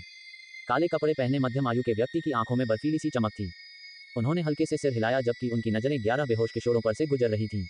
उन 3 लोगों को ले लो जो योग्य हैं और भविष्य में उनके लिए काम ढूंढो। जो 25 लोग हार मान गए हैं उन्हें उनके परिवारों के पास वापस भेजो। जहां तक अंतिम 11 लोगों का सवाल है, उनके जागने का इंतजार करें। उन्हें तलवार आत्मा के घर एक साथ भेजें, ये देखने के लिए कि क्या उनमें से किसी का तलवार आत्मा के साथ आध्यात्मिक संबंध है या नहीं। अगर वे ऐसा नहीं करते तो उन्हें घर भेज दो। जब मध्यम आयु वर्ग के व्यक्ति का काम समाप्त हो गया तो वह नीचे खड़े युवकों की ओर बिना देखे ही चला गया। 3 दिन बाद तलवार वाली आत्मा के घर पर पीले चेहरे वाले 11 किशोर खड़े थे। वांग लिन के शरीर के सभी घाव पहले ही ठीक हो चुके थे, लेकिन उसके दिल का घाव अभी भी खुला हुआ था। असफलता का दर्द उसके मन और शरीर को खाए जा रहा था। तलवार की शक्ति का यह परीक्षण काले वस्त्र पहने अधेड़ व्यक्ति द्वारा नहीं, बल्कि सफेद वस्त्र पहने एक व्यक्ति द्वारा किया गया था, जिसे उन्होंने पहले कभी नहीं देखा था। उसकी आंखों में वही ठंडी, निर्दयी नजर थी। उसने युवकों को ऐसे देखा जैसे वे चींटियां हों। आदमी ने अधीर भाव से कहा, यह आखिरी परीक्षा है। यदि आप इस कमरे में आ सकते हैं तो आप योग्य हैं। वांग लिन ने जो कुछ देखा वह एक बहुत ही साधारण इमारत थी। इमारत का सामने का दरवाजा खुला था। जब उसने अंदर देखा तो उसे अलग अलग लंबाई की तलवारें दिखाई दी। सभी युवक एक एक करके घर की ओर चल पड़े। जो पहला व्यक्ति आया वह घर से 5 मीटर के भीतर आ गया। जैसे ही वह करीब आने की कोशिश करने लगा, उसका चेहरा लाल हो गया, लेकिन एक अदृश्य शक्ति ने उसे बाहर निकाल दिया। अटैट नो विल बिन अटैट। अयोग्य। अगला, सफेद कपड़े पहने आदमी ने कहा। वांग लिन 7वें स्थान पर थे। उनसे पहले के 6 लोगों का भी यही हश्र हुआ। जब वे घर से 5 मीटर के भीतर पहुंचे तो अदृश्य शक्ति ने उन्हें बाहर निकाल दिया। वह कड़वी मुस्कान के साथ मुस्कुराया और अपने दिल में बची हुई आखिरी उम्मीद के साथ आगे बढ़ा। जैसे ही वह 5 मीटर के निशान के पास पहुंचा, वांग लिन आसानी से आगे बढ़ने में सक्षम हो गया। उसका दिल उत्सुकता से तेजी से धड़क रहा था। वह 1 मीटर और करीब आ गया। उसे अभी तक कोई असुविधा महसूस नहीं हो रही थी। सफेद कपड़े पहने आदमी ने आश्चर्य से कहा, अरे। उसकी आंखें चमक रही थीं और चेहरे पर हल्की दिलचस्पी झलक रही थी। उन्होंने धीरे से कहा, बात जारी रखने में संकोच न करें। तलवार की आत्मा के घर की ओर चलते रहो। यदि आप तलवार की आत्मा से पहचाने जाते हैं तो आपको एक सच्चे शिष्य के रूप में स्वीकार किया जाएगा, भले ही आप पिछले 2 परीक्षणों में असफल रहे हों। वहां खड़े अन्य 10 किशोरों के चेहरे पर ईर्ष्या की लकीरें उभर आई थीं। वे वांग लिन से बहुत ईर्ष्या करते थे। वांग लिन अंदर से बहुत तनाव में था। जैसे ही वह दरवाजे के 1 मीटर करीब पहुंचा, उसके माता पिता की नजरें उसके दिमाग में फिर से घूम गईं। दरवाजे तक पहुंचने के लिए केवल 3 मीटर की दूरी शेष थी। वांग लिन ने एक और कदम उठाया। अचानक उसे महसूस हुआ कि एक बहुत बड़ी शक्ति उसकी ओर आ रही है। वांग लिन ने अपने शरीर पर नियंत्रण खो दिया और वह 10 मीटर से अधिक दूर उड़ गया। बाकी सभी युवकों ने उपहास भरी आंखों से वांग लिन को देखा। उन्होंने सोचा कि वांग लिन भी उनके जैसा ही है, जिसमें कोई संभावना नहीं है। एक कड़वी हंसी के साथ वांग लिन महसूस कर सकता था कि उसके दिल में गहरे घाव बड़े हो रहे हैं। उसके माता पिता की आशा भरी निगाहें धीरे धीरे उसके दिमाग से गायब हो गईं। सफेद कपड़े पहने आदमी की आंखें फिर ठंडी हो गईं और उसने कहा, असफल। अगला, अंत में 11 युवाओं में से कोई भी परीक्षा उत्तीर्ण नहीं कर सका। एक युवा लड़की थी जो वांग लिन तक पहुंच गई। उस दिन परीक्षण में असफल होने वाले सभी युवाओं को वापस पहाड़ के नीचे भेज दिया गया। हिंदू संप्रदाय के शिष्य उन्हें एक एक करके घर ले गए।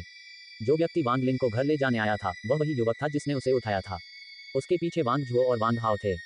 युवक ने हाथ जोड़कर कहा, भाई वांग झुओ, अंकल मास्टर का शिष्य बनने पर बधाई। आपके सामने एक उज्ज्वल भविष्य है। वांग झुओ के चेहरे पर अहंकारपूर्ण भाव दिखा। उन्होंने गर्व से कहा, यह स्वाभाविक है। गुरु ने कहा कि जब मैं घर के सांसारिक कामों से निपट लूंगी तो लौटने के बाद वे मुझे साधना तकनीक सिखाएंगे। वांग हाओ ने अपना सिर उठाया और कहा, मैंने हमेशा आपके अहंकारी व्यवहार को नीची नजर से देखा है। तो क्या हुआ अगर आपके पास कोई गुरु है? मैं अमर गोलियां बनाना सीख सकूंगा। वांग झुओ ने वांग हाओ को कड़ी नजर से देखा, फिर उसने अपनी नजर वांग लिन पर घुमाई, जो चुपचाप वहीं खड़ा था। वह मुस्कुराए और बोले, ताइजू कैसा रहा? मैंने तुमसे पहले भी कहा था कि तुम में ये योग्यता नहीं है, लेकिन तुम और तुम्हारे पिता दोनों ही इस पर विश्वास नहीं करते। अब हमें परिणाम पता है।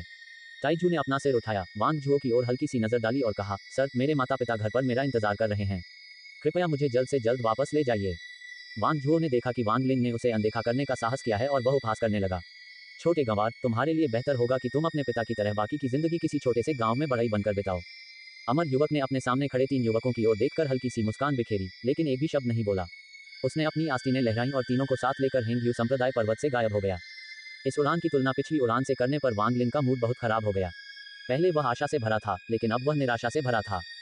थोड़ी देर बाद वांग कबीले का घर नजर आया। वांग लिन ने अपनी आंखें खोलीं।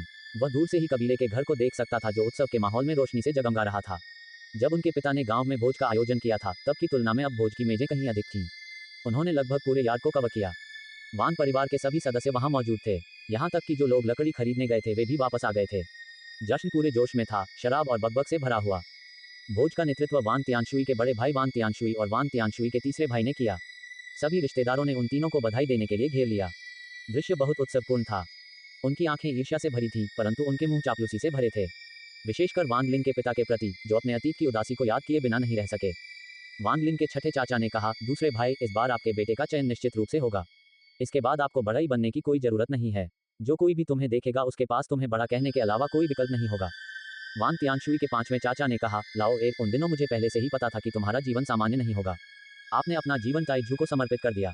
अब जब वह अमर होने जा रहा है, तो उसके पिता के रूप में आपको असाधारण होना चाहिए। दूसरे भाई, इस बार आपके बच्चे ताइजू और मेरा बेटा दोनों का चयन होगा। हम भाई 10 साल से एक दूसरे से नहीं मिले हैं। इस बार हमें साथ में पीना ही होगा, चाहे कुछ भी हो। वांग हाओ के पिता ने कहा, और वह शराब का गिलास लेकर आए। वह वांग तियानशुई के तीसरे भाई भी थे। ताइजू के पिता ने उन सभी रिश्तेदारों की ओर देखा जो उन्हें नीची नजर से देखते थे। उसके अतीत का सारा दुख दूर हो गया। हालांकि वह अपने दिल पर एक विशाल पत्थर के दबाव को महसूस करने से खुद को नहीं रोक सका। ताइजू, तुम्हें अवश्य चुना जाएगा। दूसरी भाभी, इस बार दूसरे भाई से आपकी शादी आपके लिए सौभाग्य लेकर आई है। यदि आपका बच्चा ताइजू है, तो पड़ोस में ऐसा कौन होगा जो आपको नहीं जानता होगा। दूसरी भाभी, आपके बच्चे ताइजू में मेरे बच्चे से अधिक क्षमता है। जब से ताइजू छोटा था, वह बहुत होशियार रहा है। Attack no will win attack. ताइजू की माँ, भले ही हम एक ही परिवार के हैं, लेकिन आजकल कई सगे संबंधी रिश्तेदार शादी कर रहे हैं। मेरी बेटी अविवाहित है और उसकी उम्र लगभग ताइजू जितनी ही है। ताइजू सुंदर है और मुझे वह पसंद है। हम अपने परिवारों के बीच विवाह क्यों नहीं कर लेते। ताइजू के पिता की तरह उसकी माँ भी महिला रिश्तेदारों के एक समूह से घिरी हुई थी जो उसके बगल में उत्साहपूर्वक बातें कर रही थी। वांग झाओ के पिता पूरे समय उदासीन भाव से देखते रहे। वह मन ही मन चाहता था कि अमर देवता आकर उसे खबर दे कि ताइजू का चयन नहीं हुआ है, ताकि वह अपने दूसरे भाई की प्रतिक्रिया देख सके। जब उसने ये सोचा, तो वह जोर से हंस पड़ा और अपने बगल में बैठे उस रिश्तेदार को बधाई दी जो उसके बच्चे की तारीफ कर रहा था। वहां का दृश्य हलचल भरा और उत्साह से भरा हुआ था। उसी समय एक प्रकाश की तलवार प्रकट हुई और आंगन में आ गिरी। उसके साथ 4 लोग आए। क्षेत्र तुरंत शांत हो गया। वांग परिवार के किसी भी सदस्य ने एक शब्द भी कहने की हिम्मत नहीं की। हेंगयू संप्रदाय के शिष्य उस क्षेत्र में घूमे और चुपके से आहें भरने लगे। उन्हें याद आया कि जब उन्हें हेंगयू संप्रदाय के शिष्य के रूप में चुना गया था, उनके गृहनगर में भी इसी तरह जश्न मनाया जा रहा था। उसने अचानक वांग लिन को दया भरी नजर से देखा। वह जानता था कि जो कुछ ये युवक अनुभव करने वाला था, वह ऐसी बात नहीं थी जिसे कोई युवा झेल सके। उसके आगे एक निर्दयी रास्ता है। शिष्य ने अपना सिर हिलाया और प्रकाश की तलवार लेकर चला गया। अमर साधकों की कोई सांसारिक इच्छाएं नहीं हो सकती। तुम्हें जो चाहिए उसका ध्यान रखो, मैं 3 दिन में तुम्हें लेने आऊंगा। उसकी आवाज दूर से गूंज उठी। जब वांग झुओ के पिता ने अमर को जाते देखा, तो वह जल्दी से अपने बेटे के पास गए और पूछा, क्या अमर हुईबिंग ने तुम्हें अपना शिष्य बना लिया है। वांग झुओ ने गर्व और अहंकार से भरे चेहरे के साथ कहा, स्वाभाविक रूप से। मास्टर ने कहा है कि 10 साल में मैं हेंगयू संप्रदाय के शिष्यों का प्रमुख बन जाऊंगा। वांग झुओ के पिता बहुत खुश हुए। उसने अपने बेटे के कंधों पर जोर से थपथपाया और हंस दिया। अच्छा, वांग झुओ, आप भविष्य में अमर होंगे। हमारा वांग परिवार अमर हो जाएगा। वांग हाओ के पिता के चेहरे पर भी चिंता के भाव थे, जब वे वांग हाओ को घूर रहे थे। जब वह पूछने ही वाला था, तो वांग हाओ ने आह भरते हुए कहा, पिताजी, आपको पूछने की जरूरत नहीं है। आपका बेटा पहले से ही हेंगयू संप्रदाय का शिष्य है। वांग हाओ के पिता बहुत खुश थे। उसने अपना प्याला उठाया और जोर जोर से पीने लगा। वांग झुओ के चेहरे पर घृणा का भाव था। उसने तिरस्कार पूर्वक कहा, तीसरे चाचा, आपने एक अच्छे बेटे को जन्म दिया है। उन्होंने वांग परिवार की बहुत बदनामी कर दी है। सबके सामने उसने अमर की चापलूसी की और फिर केवल रिश्वत पर निर्भर होकर वह सहायक बनने में सक्षम हो गया। वांग हाओ ने अपनी भौं उठाए और कहा, मैं खुश हूं, तो क्या हुआ। भविष्य में हम देखेंगे कि किसके पास अधिक मजबूत खेती करने की तकनीक है, फिर हम देखेंगे कि किसने अपने परिवार का मान खोया है। ताइजू के पिता ने अपने बेटे के चेहरे पर उदासी का भाव देखा, जिससे उनका शरीर कांप उठा। उसे एक अशुभ अनुभूति हुई। ताइजू, तुम्हारा क्या हाल है। ताइजू की मां ने बड़ी उम्मीद से पूछा। ताइजू चुप रहा, जबकि वांग झुओ ने उपहासपूर्ण लहजे में कहा, मैंने पहले भी कहा है कि इस बच्चे में कोई प्रतिभा नहीं है। उसने बस इतना ही किया कि हमारे परिवार की बदनामी कर दी। मैं पहली परीक्षा में पास हो गया, इसलिए मैंने उसे बाद में नहीं देखा। कुछ दिनों बाद मुझे पता चला कि वह तीनों परीक्षाओं में फेल हो गया। हो सकता है कि वह न गया होता। मुझे अच्छा लगता अगर चौथे चाचा का बेटा जाता। ताइजू के चौथे चाचा ने भौहें सिकोड़ते हुए कहा, वांग जुओ, भले ही तुम अमर बनने जा रहे हो, लेकिन तुम ये कैसे जान सकते हो कि मेरा बेटा क्या कर सकता है और क्या नहीं कर सकता है? ये दुस्साहस। वांग जुओ की आंखों में ठंडक की चमक थी। वह धीरे से हंसा, लेकिन कुछ नहीं बोला। ताइजू के पिता अचानक ऐसे दिखे जैसे उनकी उम्र 10 साल से अधिक हो गई हो और वे अपनी सीट पर गिर पड़े। ताइजू की माँ भी हैरान थी, उसे विश्वास नहीं हो रहा था कि क्या हो रहा है। उसने पूछा, ताइजू, क्या क्या ये सच है? ताइजू ने अपने होंठ तब तक काटे जब तक कि उसमें से खून नहीं निकलने लगा। वह जमीन पर गिर पड़ा और कुछ बार झुककर प्रणाम किया। वह फुसफुसाया, माँ, पिताजी, ताइजू को अमर लोगों द्वारा नहीं चुना गया था। मुझे खेद है, मैं अगले जन्म में तुम दोनों का कर्ज चुका दूंगा। ताइजू की माँ को एहसास हुआ कि उसका बेटा हताश हो गया है। वह जल्दी से दौड़ी और ताइजू को खड़ा होने में मदद की। वह फुसफुसाकर बोली, बच्चे, चिंता मत करो। तो क्या हुआ अगर आपको अमर लोगों द्वारा नहीं चुना गया? अगले साल जिला परीक्षा है। बच्चे, अपने आप पर इतना कठोर मत बनो। कोई भी मूर्खतापूर्ण काम मत करो। तुम्हारे पिता और माता अब भी उम्मीद करते हैं कि तुम हमारे अंतिम संस्कार में शामिल होगे। ताइजू के पिता अचानक अपनी हैरानी से बाहर आ गए। उसे एहसास हुआ कि ताइजू किस मानसिक स्थिति में थी। उसका दिल कांप उठा और वह जल्दी से अपने बेटे के पास दौड़ा। उसे पकड़ते हुए उसने घबराते हुए कहा, ताइजू, बेहतर होगा कि तुम कोई बेवकूफ़ी वाली बात मत करो। अपने पिता की बात सुनो। चलो घर चलते हैं और अगले साल की जिला परीक्षा के लिए कड़ी मेहनत करते हैं। आसपास के रिश्तेदार जल्दी ही ताइजू के परिवार से दूर चले गए। वे सभी ऐसे एकत्रित हुए जैसे कोई शो देख रहे हों, गपशप कर रहे थे और अपने सामने घट रही घटना के बारे में टिप्पणियां साझा कर रहे थे। ताइजू के छठे चाचा ने मजाक में कहा, मुझे हमेशा से पता था कि इस ताइजू बच्चे में कोई प्रतिभा नहीं है। वह वांग जुओ से कैसे तुलना कर सकता है? बिल्कुल सही, चूंकि ऐसा होना ही था, तो ऐसा क्यों व्यवहार किया गया जैसे कि उसे पहले ही स्वीकार कर लिया गया हो?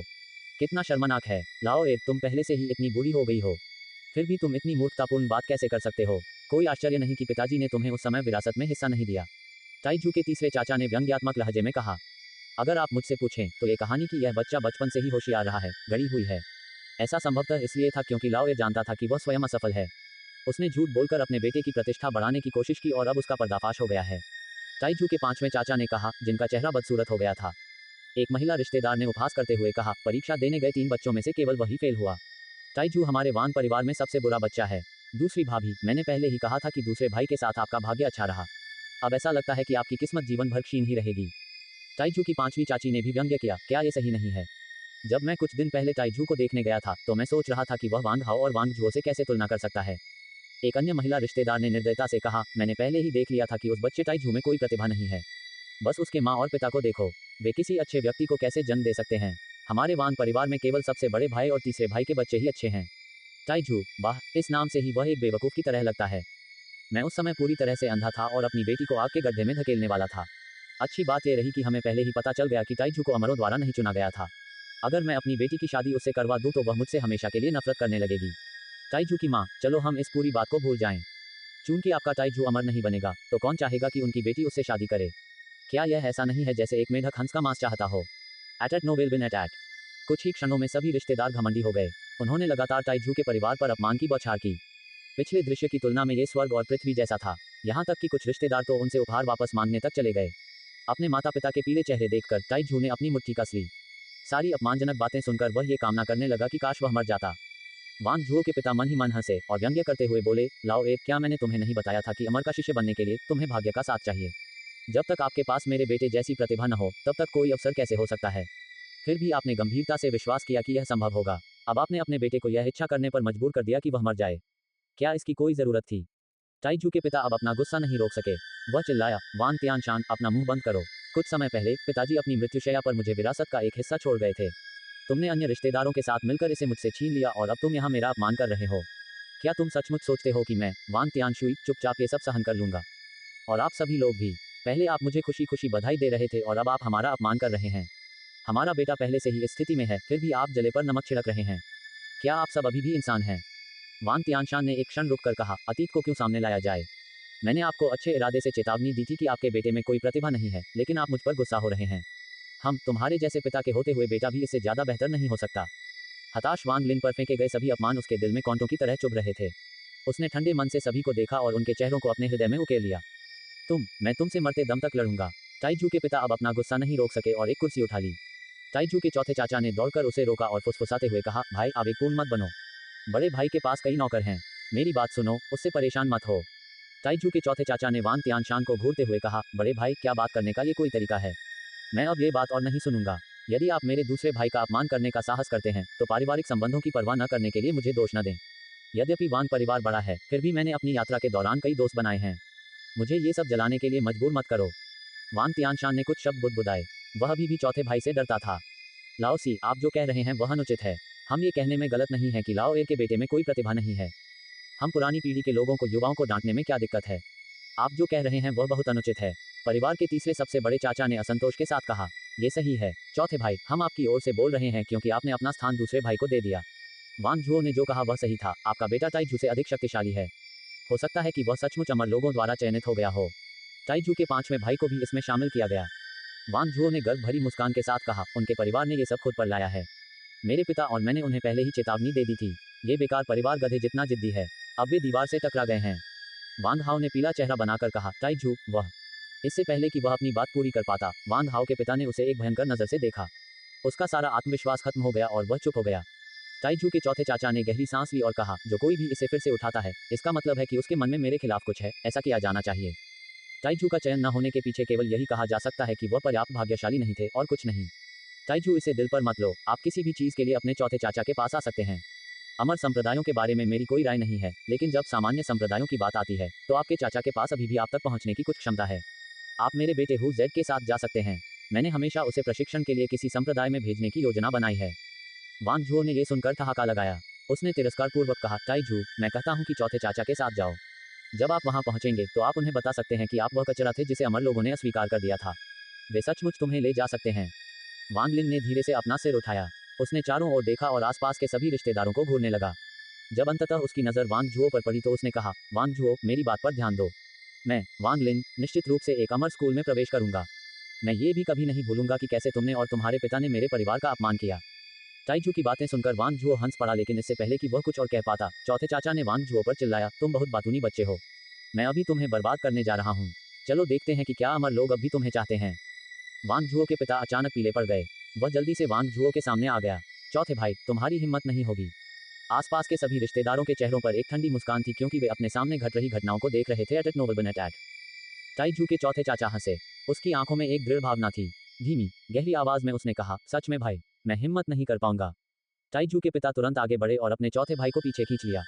चौथे भाई, अपने दूसरे भाई की बात सुनो। आपके घर पर पत्नी और बच्चे हैं, आपके लिए इस तरह का व्यवहार करना उचित नहीं है। आपने मेरे लिए जो किया है मैं उसे हमेशा याद रखूंगा, बस मेरे परिवार को घर ले आओ। चौथे चाचा ने वांग झुओ के पिता को घूर कर देखा। इसके बाद उसने अपने दूसरे भाई को सिर हिलाकर इशारा किया और ताइजू तथा उसके परिवार के साथ घर से बाहर निकल गया। दूर से भी वांग लिन को आंगन में रिश्तेदारों द्वारा उसका और उसके परिवार का मजाक उड़ाते हुए सुना जा सकता था। परिवार चौथे चाचा की गाड़ी में बैठ गया और उन्होंने उन्हें घर तक पहुंचाया। गाड़ी के अंदर सन्नाटा छा गया। ताइजू के पिता ने धीरे से आह भरी। ये कहना गलत होगा कि वह निराश नहीं थे, लेकिन ताइजू अभी भी उनका बेटा था। अंततः उसने चुप्पी तोड़ी। ताइजू, ये कुछ भी नहीं है, ठीक है। जब मुझे पहले घर से बाहर निकाला गया था तो मैं आपसे कहीं अधिक हताश था, फिर भी मैंने हिम्मत नहीं हारी। अपने पिता की बात सुनो। घर जाओ और पढ़ाई करो। अगले वर्ष की जिला परीक्षा में अच्छे परिणाम के लिए प्रयास करें। अगर तुम्हें पढ़ने का मन नहीं है तो अपने चौथे चाचा के पास जाकर आराम करो। ताइजू की मां ने अपने बेटे को प्यार भरी नजरों से देखा और उसे सांत्वना दी। ताइजू, कोई बेवकूफी वाली बात मत करो। तुम मेरे इकलौते बेटे हो। अगर तुम्हें कुछ हो गया तो मैं जीना नहीं चाहूंगा। तुम्हें मजबूत बनना होगा। जब वह ये बात कह रही थी तो उसके चेहरे पर आंसू बहने लगे। वांग लिन ने अपने माता पिता की ओर देखा। उसने सिर हिलाया और कहा, पिताजी, माताजी, निश्चिंत रहें। मैं कोई मूर्खतापूर्ण काम नहीं करूंगा। चिंता मत करो, मेरे पास एक योजना है। ताइजू की मां ने उसे गले लगा लिया। उसे अपनी बाहों में पकड़ते हुए उसने कहा, ताइजू, ये खत्म हो गया है। हम इस मामले को भूल जाएंगे। अपनी मां के गर्म आलिंगन में ताइजू का घायल दिल धीरे धीरे ठीक हो रहा था। पिछले कुछ दिनों की घटनाओं के बाद वह थका हुआ महसूस कर रहा था। जैसे जैसे गाड़ी ऊपर नीचे उछलती रही, ताइजू धीरे धीरे नींद की आगोश में चली गई। उसने एक सपना देखा। उसने सपना देखा कि वह अमर है और अपने माता पिता के साथ आकाश में उड़ रहा है। जब ताइजू जागा तो रात काफी हो चुकी थी। उसने हल्की सी आह भरी और उस परिचित कमरे की ओर देखा। उसका हृदय दृढ़ था। घर से निकलने से पहले उसने अपने सो रहे माता पिता पर गहरी नजर डाली। उसने कलम और कागज उठाया और एक पत्र लिखा। पर्याप्त सूखा भोजन लेने के बाद वह अपने रास्ते पर चल पड़ा। मैं अमर बनने के मार्ग पर चलना नहीं छोड़ूंगा। मुझे एक बार फिर हेंग यू संप्रदाय में शामिल होने की कोशिश करनी चाहिए। यदि वे अब भी मुझे स्वीकार नहीं करेंगे तो मुझे कम से कम अन्य अमर संप्रदायों का स्थान तो खोजना ही होगा। वांग लिन की आंखें दृढ़ संकल्प से भरी थी जब वह केवल एक बैग लेकर पहाड़ी गांव से बाहर निकल रहा था। चांदनी की रोशनी में सड़क और तारों की रोशनी में वांग लिन आगे बढ़ रहा था, उसके साथ केवल उसकी लंबी परछाई थी। 3 दिन बीत गए हैं। वांग लिन एक सुदूर पहाड़ी सड़क पर चल रहा था। उसने अपनी आंखें तब खोली थी जब युवा अमर उसे पकड़ रहा था। वह अभी भी सामान्य दिशा को याद कर सकता था। पूर्व की ओर बढ़ते हुए वांग लिन ने उन खरपतवारों पर ध्यान नहीं दिया जो उसके दोनों पैरों को काट रहे थे। वह आगे बढ़ता रहा। एक सप्ताह के बाद वह पहाड़ों के भीतरी भागों में प्रवेश कर चुका था। सौभाग्यवश यहाँ कोई मनुष्यभक्षी जानवर नहीं था। वांग लिन ने सावधानीपूर्वक अपना रास्ता अपनाया। आज जब उसने ऊपर देखा तो अंततः वह एक सुनसान पहाड़ी की चोटी पर परिचित धुंधली चोटियों को देख पाया। इस समय ताइजू पूरी तरह थक चुकी थी। उसने कुछ सूखा भोजन निकाला और हेंग यू संप्रदाय के प्रवेश द्वार को घूरते हुए उसमें से कुछ निवाले खाए। वांग लिन की गर्दन के पीछे के बाल खड़े हो गए जब उसने अपने पीछे किसी जंगली जानवर की सांसें सुनी। उसने पीछे मुड़कर देखा और उसके चेहरे का सारा रंग तुरंत उड़ गया। रक्तलाल आंखों वाला एक बड़ा सफेद बाघ हवा में घनापन महसूस करा रहा था। उसके मुंह के कोने से लार की बूंदें टपक रही थी जो जमीन पर गिरते ही टपकने की आवाज पैदा कर रही थी।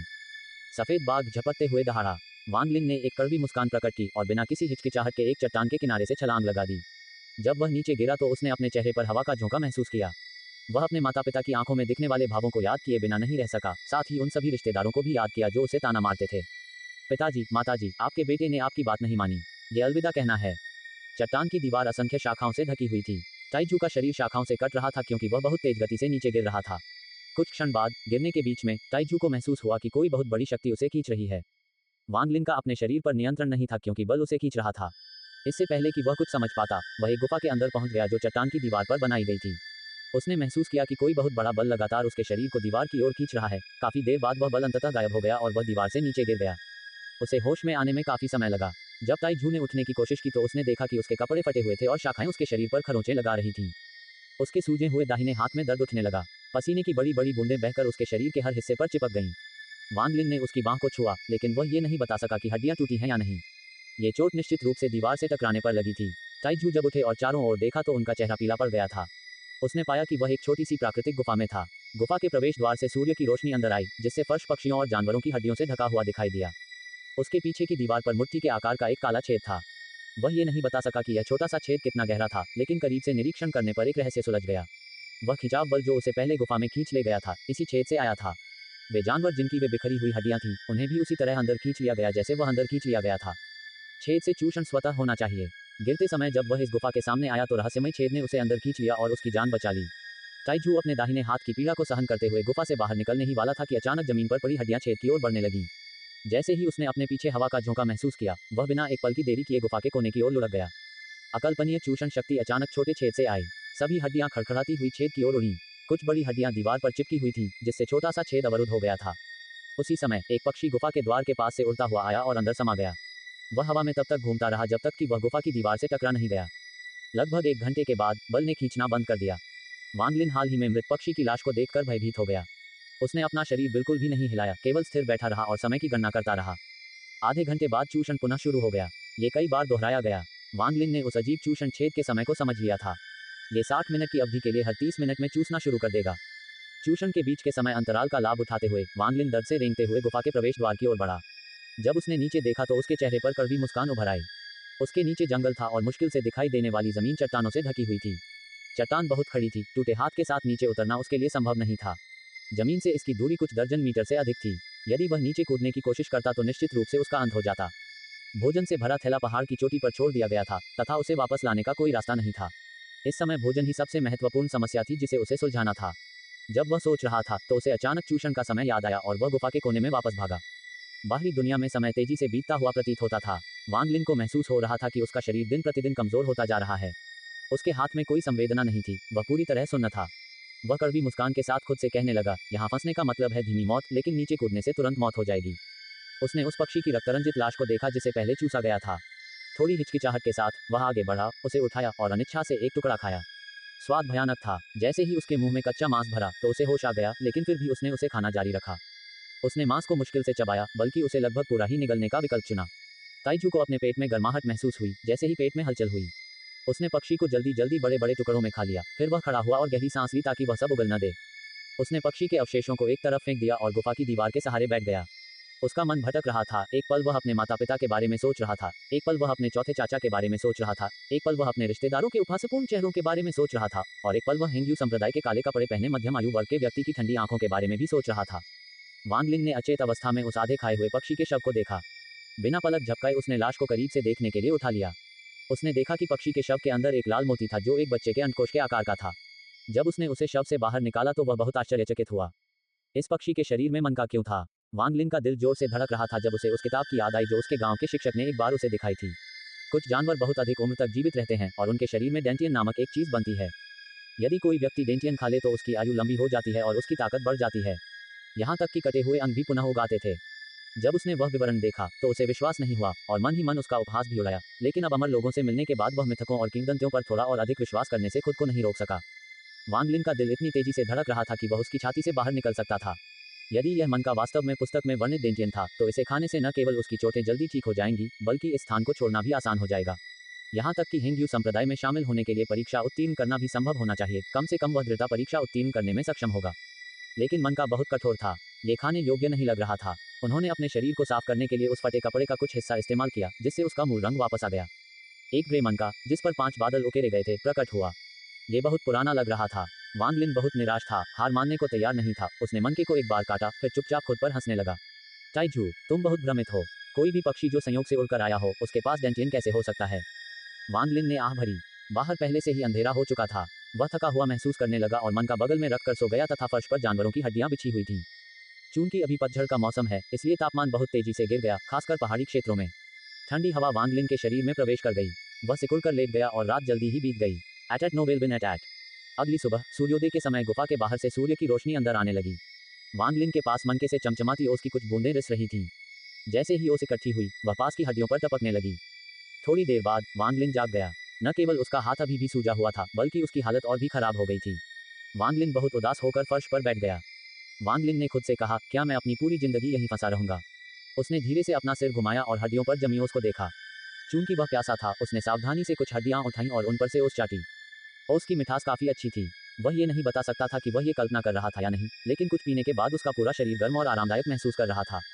विशेषकर उसके हाथ पर लगी चोट। सूजन कम होने से आराम और खुजली का एहसास हुआ। वांग लिन ने अपनी आंखें रगड़ी और अपनी बांह को ध्यान से देखा। सूजन सचमुच कम हो गई थी। उसने जल्दी से अपने आसपास की हड्डियों को देखा, लेकिन उन पर ओस जमी होने के कारण उसे कोई हड्डी नहीं मिली। उसी समय अचानक उसकी नजर उस मनके पर पड़ी और उसने उस पर ओस की बूंदें देखीं। उसे याद आया कि जिन हड्डियों पर ओस लगी थी वे सभी मनके के पास ही थीं। उसने धीरे से मनका उठाया। उसका दिल जोर से धड़क रहा था और उसने मनके को अपनी बांह पर घुमाया जिससे ओस समान रूप से फैल गई। बांह से ठंडी और ताजगी भरी अनुभूति की लहरें निकल रही थीं। वांग लिन ने बिना पलक झपकाए उसकी बांह को घूरा। थोड़ी देर बाद उसकी आंखें चमक उठीं। हाथ की सूजन कम हो गई थी। उसने अपना हाथ हिलाने की कोशिश की।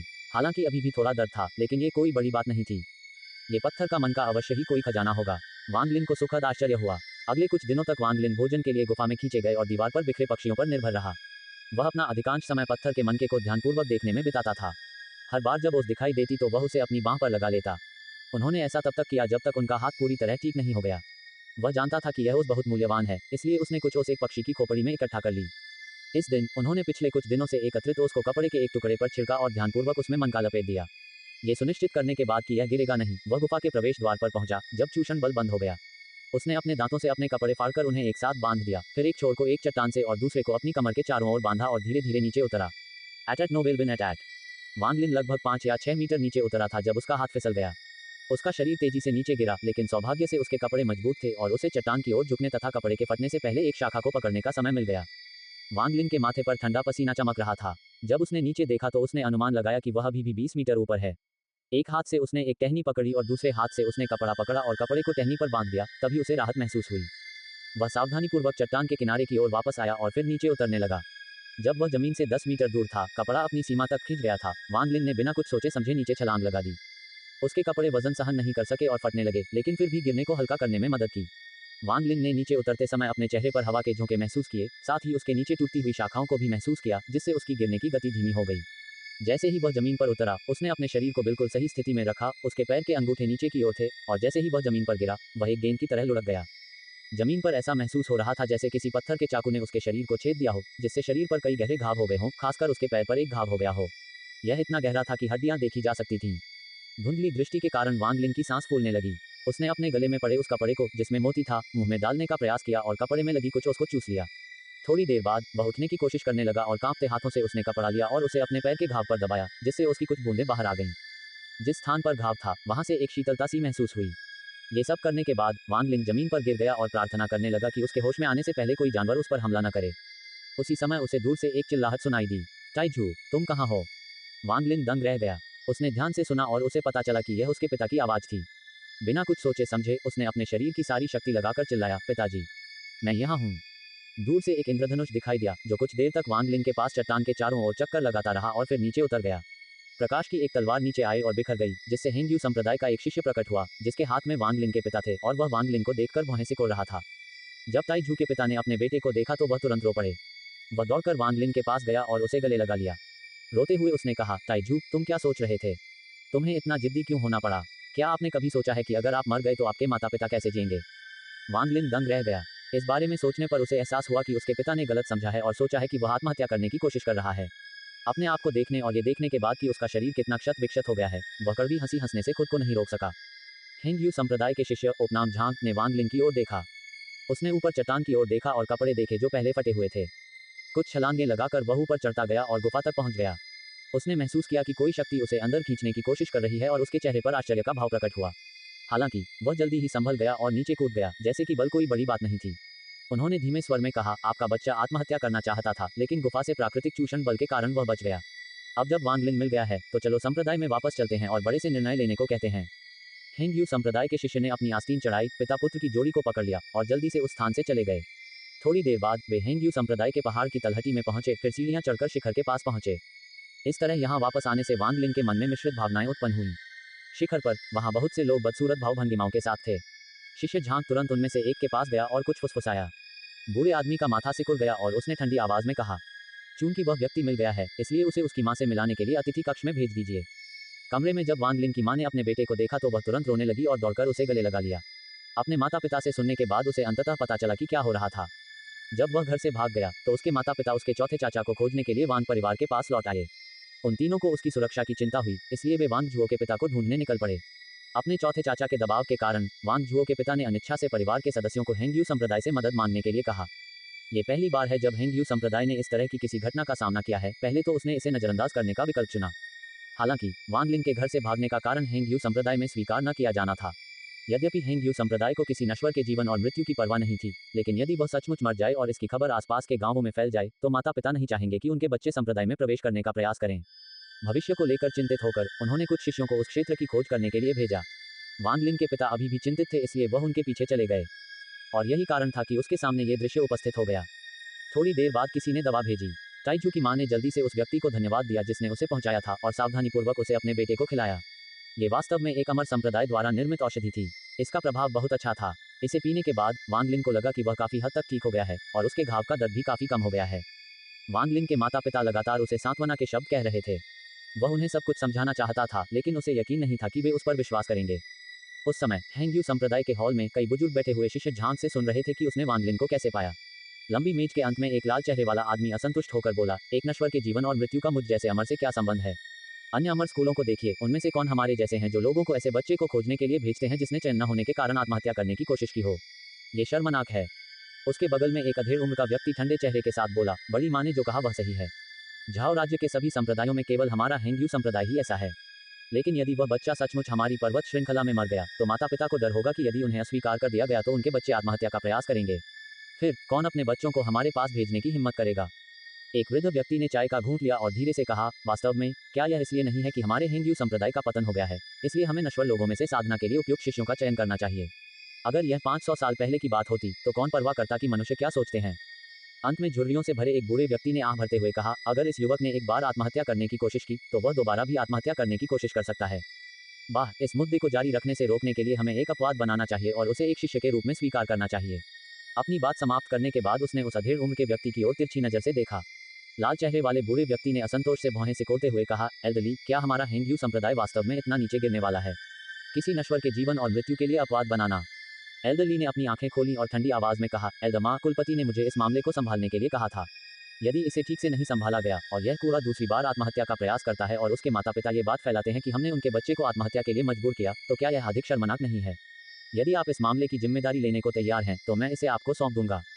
अधेड़ उम्र के व्यक्ति ने जल्दी से शांति बनाने की कोशिश की और कहा, बहस करने की कोई जरूरत नहीं है। क्यों ना हम उसे पहले शिष्य बनने दें, फिर 8 या 10 साल बाद जब वह साधना जारी रखने में असफल हो जाए तो हम उसे वापस भेज सकते हैं और कोई समस्या नहीं होगी। उस बूढ़े व्यक्ति ने उत्तर दिया, यदि अन्य युवक भी ऐसा ही करने लगे तो हम क्या करेंगे? अधेड़ उम्र के आदमी ने हंसते हुए कहा, यह एक आसान काम है। इसके बाद हमने सबक सीख लिया है। भविष्य में जब हम लोगों को असफल करेंगे तो हमें उनके मन में आत्महत्या न करने का विचार भरना चाहिए, इससे ये समस्या हल हो जाएगी। जहां तक वांग लिन का प्रश्न है, चूंकि मामला पहले से ही इतना बड़ा है तो हम उसे केवल एक शिष्य के रूप में ही ले लेंगे। एक अतिरिक्त शिष्य का कोई महत्व नहीं है। बुजुर्ग ली के अलावा दो अन्य बुजुर्ग अधेड़ उम्र के व्यक्ति को विचारमग्न दृष्टि से देखते रहे और कुछ भी नहीं बोले। मध्यम आयु वर्ग का आदमी मुस्कुराया और सोचा, ओह वांग लिन, मैंने यथासंभव मदद की है। मैंने उस धातु के टुकड़े के बदले तुम्हें पैसे चुका दिए हैं जो तुम्हारे चौथे चाचा ने मुझे दिया था। मैं वास्तव में इस बात को लेकर उत्सुक हूं कि एक नश्वर व्यक्ति को इस प्रकार की सामग्री कैसे प्राप्त हुई। मध्यम आयु वर्ग के व्यक्ति को यह नहीं पता था कि वांग लिन के चौथे चाचा ने इसे एक लोहार से खरीदा था। उसने कई चीजें देखी थी और जैसे ही उसने देखा उसे पता चल गया कि यह सामान्य नहीं है। इस बार ताइजू को हेंग यू संप्रदाय में शामिल करने के लिए वह इसे बाहर लाया। जहां तक धातु का उपयोग किस लिए किया गया था उसे नहीं मालूम था। धातु के एक टुकड़े ने वांग लिन की किस्मत बदल दी। जब ये खबर वांग लिन तक पहुंची तो उसे विश्वास नहीं हुआ। उन्हें बिना किसी स्पष्ट कारण के शिष्य के रूप में स्वीकार कर लिया गया। 2 दिन बाद उसने अपने माता पिता को हेंग यू संप्रदाय से विदा किया। अपने माता पिता के चेहरे पर खुशी देखकर उन्होंने यहाँ गंभीरता से खेती करने का फैसला किया। हालांकि माता पिता के चले जाने के बाद उनकी सोच बदल गई। उन्हें गुप्त रूप से उस स्थान पर बुलाया गया जहां शिष्यों को उनका कार्य सौंपा जाता है और उन्होंने एक संदिग्ध दिखने वाले युवक को देखा। युवक का चेहरा घृणा से भरा हुआ था। वह उसकी ओर देखकर हंसा। तो आप वांग लिन हैं, वह बच्चा जो आत्महत्या करके शिष्य बन गया। वांग लिन चुपचाप उस युवक को देख रहा था जो उसे चुनौती दे रहा था। युवक ने व्यंग्यपूर्वक कहा, बेटा कल सुबह से तुम मेरे पास काम के लिए आना। आपका काम पानी लाना है, दिन में कम से कम 10 घड़े पानी लाना। यदि तुम काम पूरा नहीं कर सके तो तुम्हें भोजन नहीं दिया जाएगा और यदि तुम 7 दिन तक ऐसा करते रहे तो मैं बुजुर्गों से कह दूंगी कि वे तुम्हें संप्रदाय से बाहर निकाल दें। ये आपके कपड़े हैं, याद रखें, मानव शिष्य केवल ग्रे रंग ही पहन सकते हैं। एक बार जब आप एक सच्चे शिष्य बन जाते हैं तो आपको अन्य रंग दिए जाएंगे। अपनी बात समाप्त करने के बाद उसने कपड़े वांग लिन की ओर फेंक दिए और अपनी आंखें बंद कर लीं। वांग लिन ने अपने कपड़े उठाए और पूछा, मैं कहाँ रहता हूँ? युवक ने अपनी आंखें भी नहीं खोली और लापरवाही से बोला, उत्तर की ओर तब तक चलते रहो जब तक तुम्हें घरों की एक पंक्ति न दिखाई दे। अपना बैज वहां के शिष्य को दे दो और वे तुम्हें एक कमरा दे देंगे। वांग लिन वहां से निकलकर उत्तर की ओर घरों की ओर चला गया। युवक ने आंखें खोली और घृणा से कहा, आत्महत्या पर निर्भर होकर शामिल होना सचमुच बेकार है। हेंग यू संप्रदाय में चलते समय वांग लिन ने कई शिष्यों को पीले और ठंडे चेहरों के साथ जल्दबाजी में ग्रे वर्दी पहने देखा। कुछ लोगों के हाथों में औजार थे और वे सब भाग दौड़ कर रहे थे। कुछ दूर सीधे जाने पर उसे घरों की एक पंक्ति दिखाई दी। यहाँ भूरे रंग के वस्त्र पहने बहुत से शिष्य थे, लेकिन वे एक दूसरे से बहुत कम बात करते थे। जब उन्होंने अपना बैच प्रभारी पीले वस्त्रधारी शिष्य को दिया तो युवक ने अधीरता से एक कमरे की ओर इशारा किया। वांग लिन को पहले से ही यहाँ के सभी लोगों के ठंडे हाव भाव की आदत हो गई थी। वह अपने कमरे में गया और दरवाजा खोला। यह एक बड़ा कमरा था जिसमें 2 लकड़ी के पलंग, एक मेज और 2 कुर्सियां थीं। वे सभी बहुत साफ थे और उनके घर के फर्नीचर जितने ही नए थे। At no will bin at. उसने वह बिस्तर उठाया जो खाली लग रहा था। उसने अपना सामान नीचे रखा और बिस्तर पर लेट गया। यद्यपि वह हेंग यू संप्रदाय में शामिल हो गया था, लेकिन यह वह नहीं था जिसकी उसे उम्मीद थी। उसने सोचा था कि वह अमर तकनीक सीखने जा रहा है, लेकिन ऐसा लग रहा था कि उसका काम तो पानी लाना था। ये सोचते हुए उसने आह भरी और सामने रखे पत्थर के मनके को अपनी छाती से लगा लिया। ये वह खजाना था जो उसने अर्जित किया था। वांग लिन ने कई किताबें पढ़ी थीं और वह इसे उजागर करने के खतरे को जानता था, क्योंकि कई लोग इस खजाने पर अपना निशाना साधेंगे। थोड़ी देर बाद रात हो गई और भूरे कपड़े पहने एक बेहद थका हुआ युवक दरवाजा खोलकर अंदर आया। जब उसने वांग लिन को देखा तो वह दंग रह गया, फिर बिना कुछ कहे अपने बिस्तर पर बेहोश हो गया। वांग लिन को इसकी परवाह नहीं थी। वह जानता था कि उसे जल्दी उठना होगा। उसने अपने पेट को छुआ, फिर कुछ शकरकंद निकाले। जब उसके माता पिता उसे खोजने निकले तो उन्होंने उसे खाने के लिए ये चीजें लाकर दी और चूंकि उसे स्वीकार कर लिया गया था, इसलिए उसके माता पिता ने बचा हुआ सारा खाना उसे दे दिया। शकरकंद बहुत मीठा था। जब वांग लिन खाना खा रहा था तो युवक जाग गया और उसकी नजर शकरकंद पर पड़ी। उसके मुंह में पानी भर आया और उसने धीमी आवाज में कहा, क्या मैं एक टुकड़ा ले सकता हूँ? वांग लिन ने कुछ टुकड़े निकाले और कहा, मेरे पास यहाँ बहुत सारे हैं, अगर आप चाहें तो थोड़ा और ले लीजिए। युवक ने जल्दी से खाना उठाया और उसे निगल लिया, फिर मेज पर गया और अपने लिए एक गिलास पानी डाला। वह चिल्लाया, लानत है, मैंने 2 दिन से कुछ नहीं खाया है। तो आपका नाम क्या है? वांग लिन ने अपना नाम बताया। युवक अचानक हंसा और बोला, तो आप वांग लिन हैं, वह कचरा जो आत्महत्या का प्रयास करके हेंग यू संप्रदाय में प्रवेश कर गया। उसे अचानक एहसास हुआ कि उसने क्या किया है और कहा, भाई मेरा नाम झांग हू है। सच बताऊं तो संप्रदाय में ऐसा कोई नहीं है जो आपके बारे में न जानता हो, इसलिए कृपया जो मैंने पहले कहा उसके लिए मुझे दोष न दें। वास्तव में मैं आपकी इस बात के लिए प्रशंसा करता हूं कि आप इस तरह संप्रदाय में प्रवेश कर सके। वांग लिन जोर से हंसा। उसने समझाने की कोशिश नहीं की और शकरकंद के कुछ टुकड़े आगे बढ़ा दिए। झांग हू ने जल्दी से इसे स्वीकार कर लिया और कुछ निवाले खाए, फिर कहा, वांग लिन, बेहतर होगा कि आप इसमें से कुछ अपने लिए छोड़ दें। आप यहाँ नए हैं, कौन जानता है कि वह पीला नेवला क्या क्या बुरे काम करने की कोशिश करेगा। अरे यार, वह तो हमसे इंसानों जैसा व्यवहार भी नहीं करता।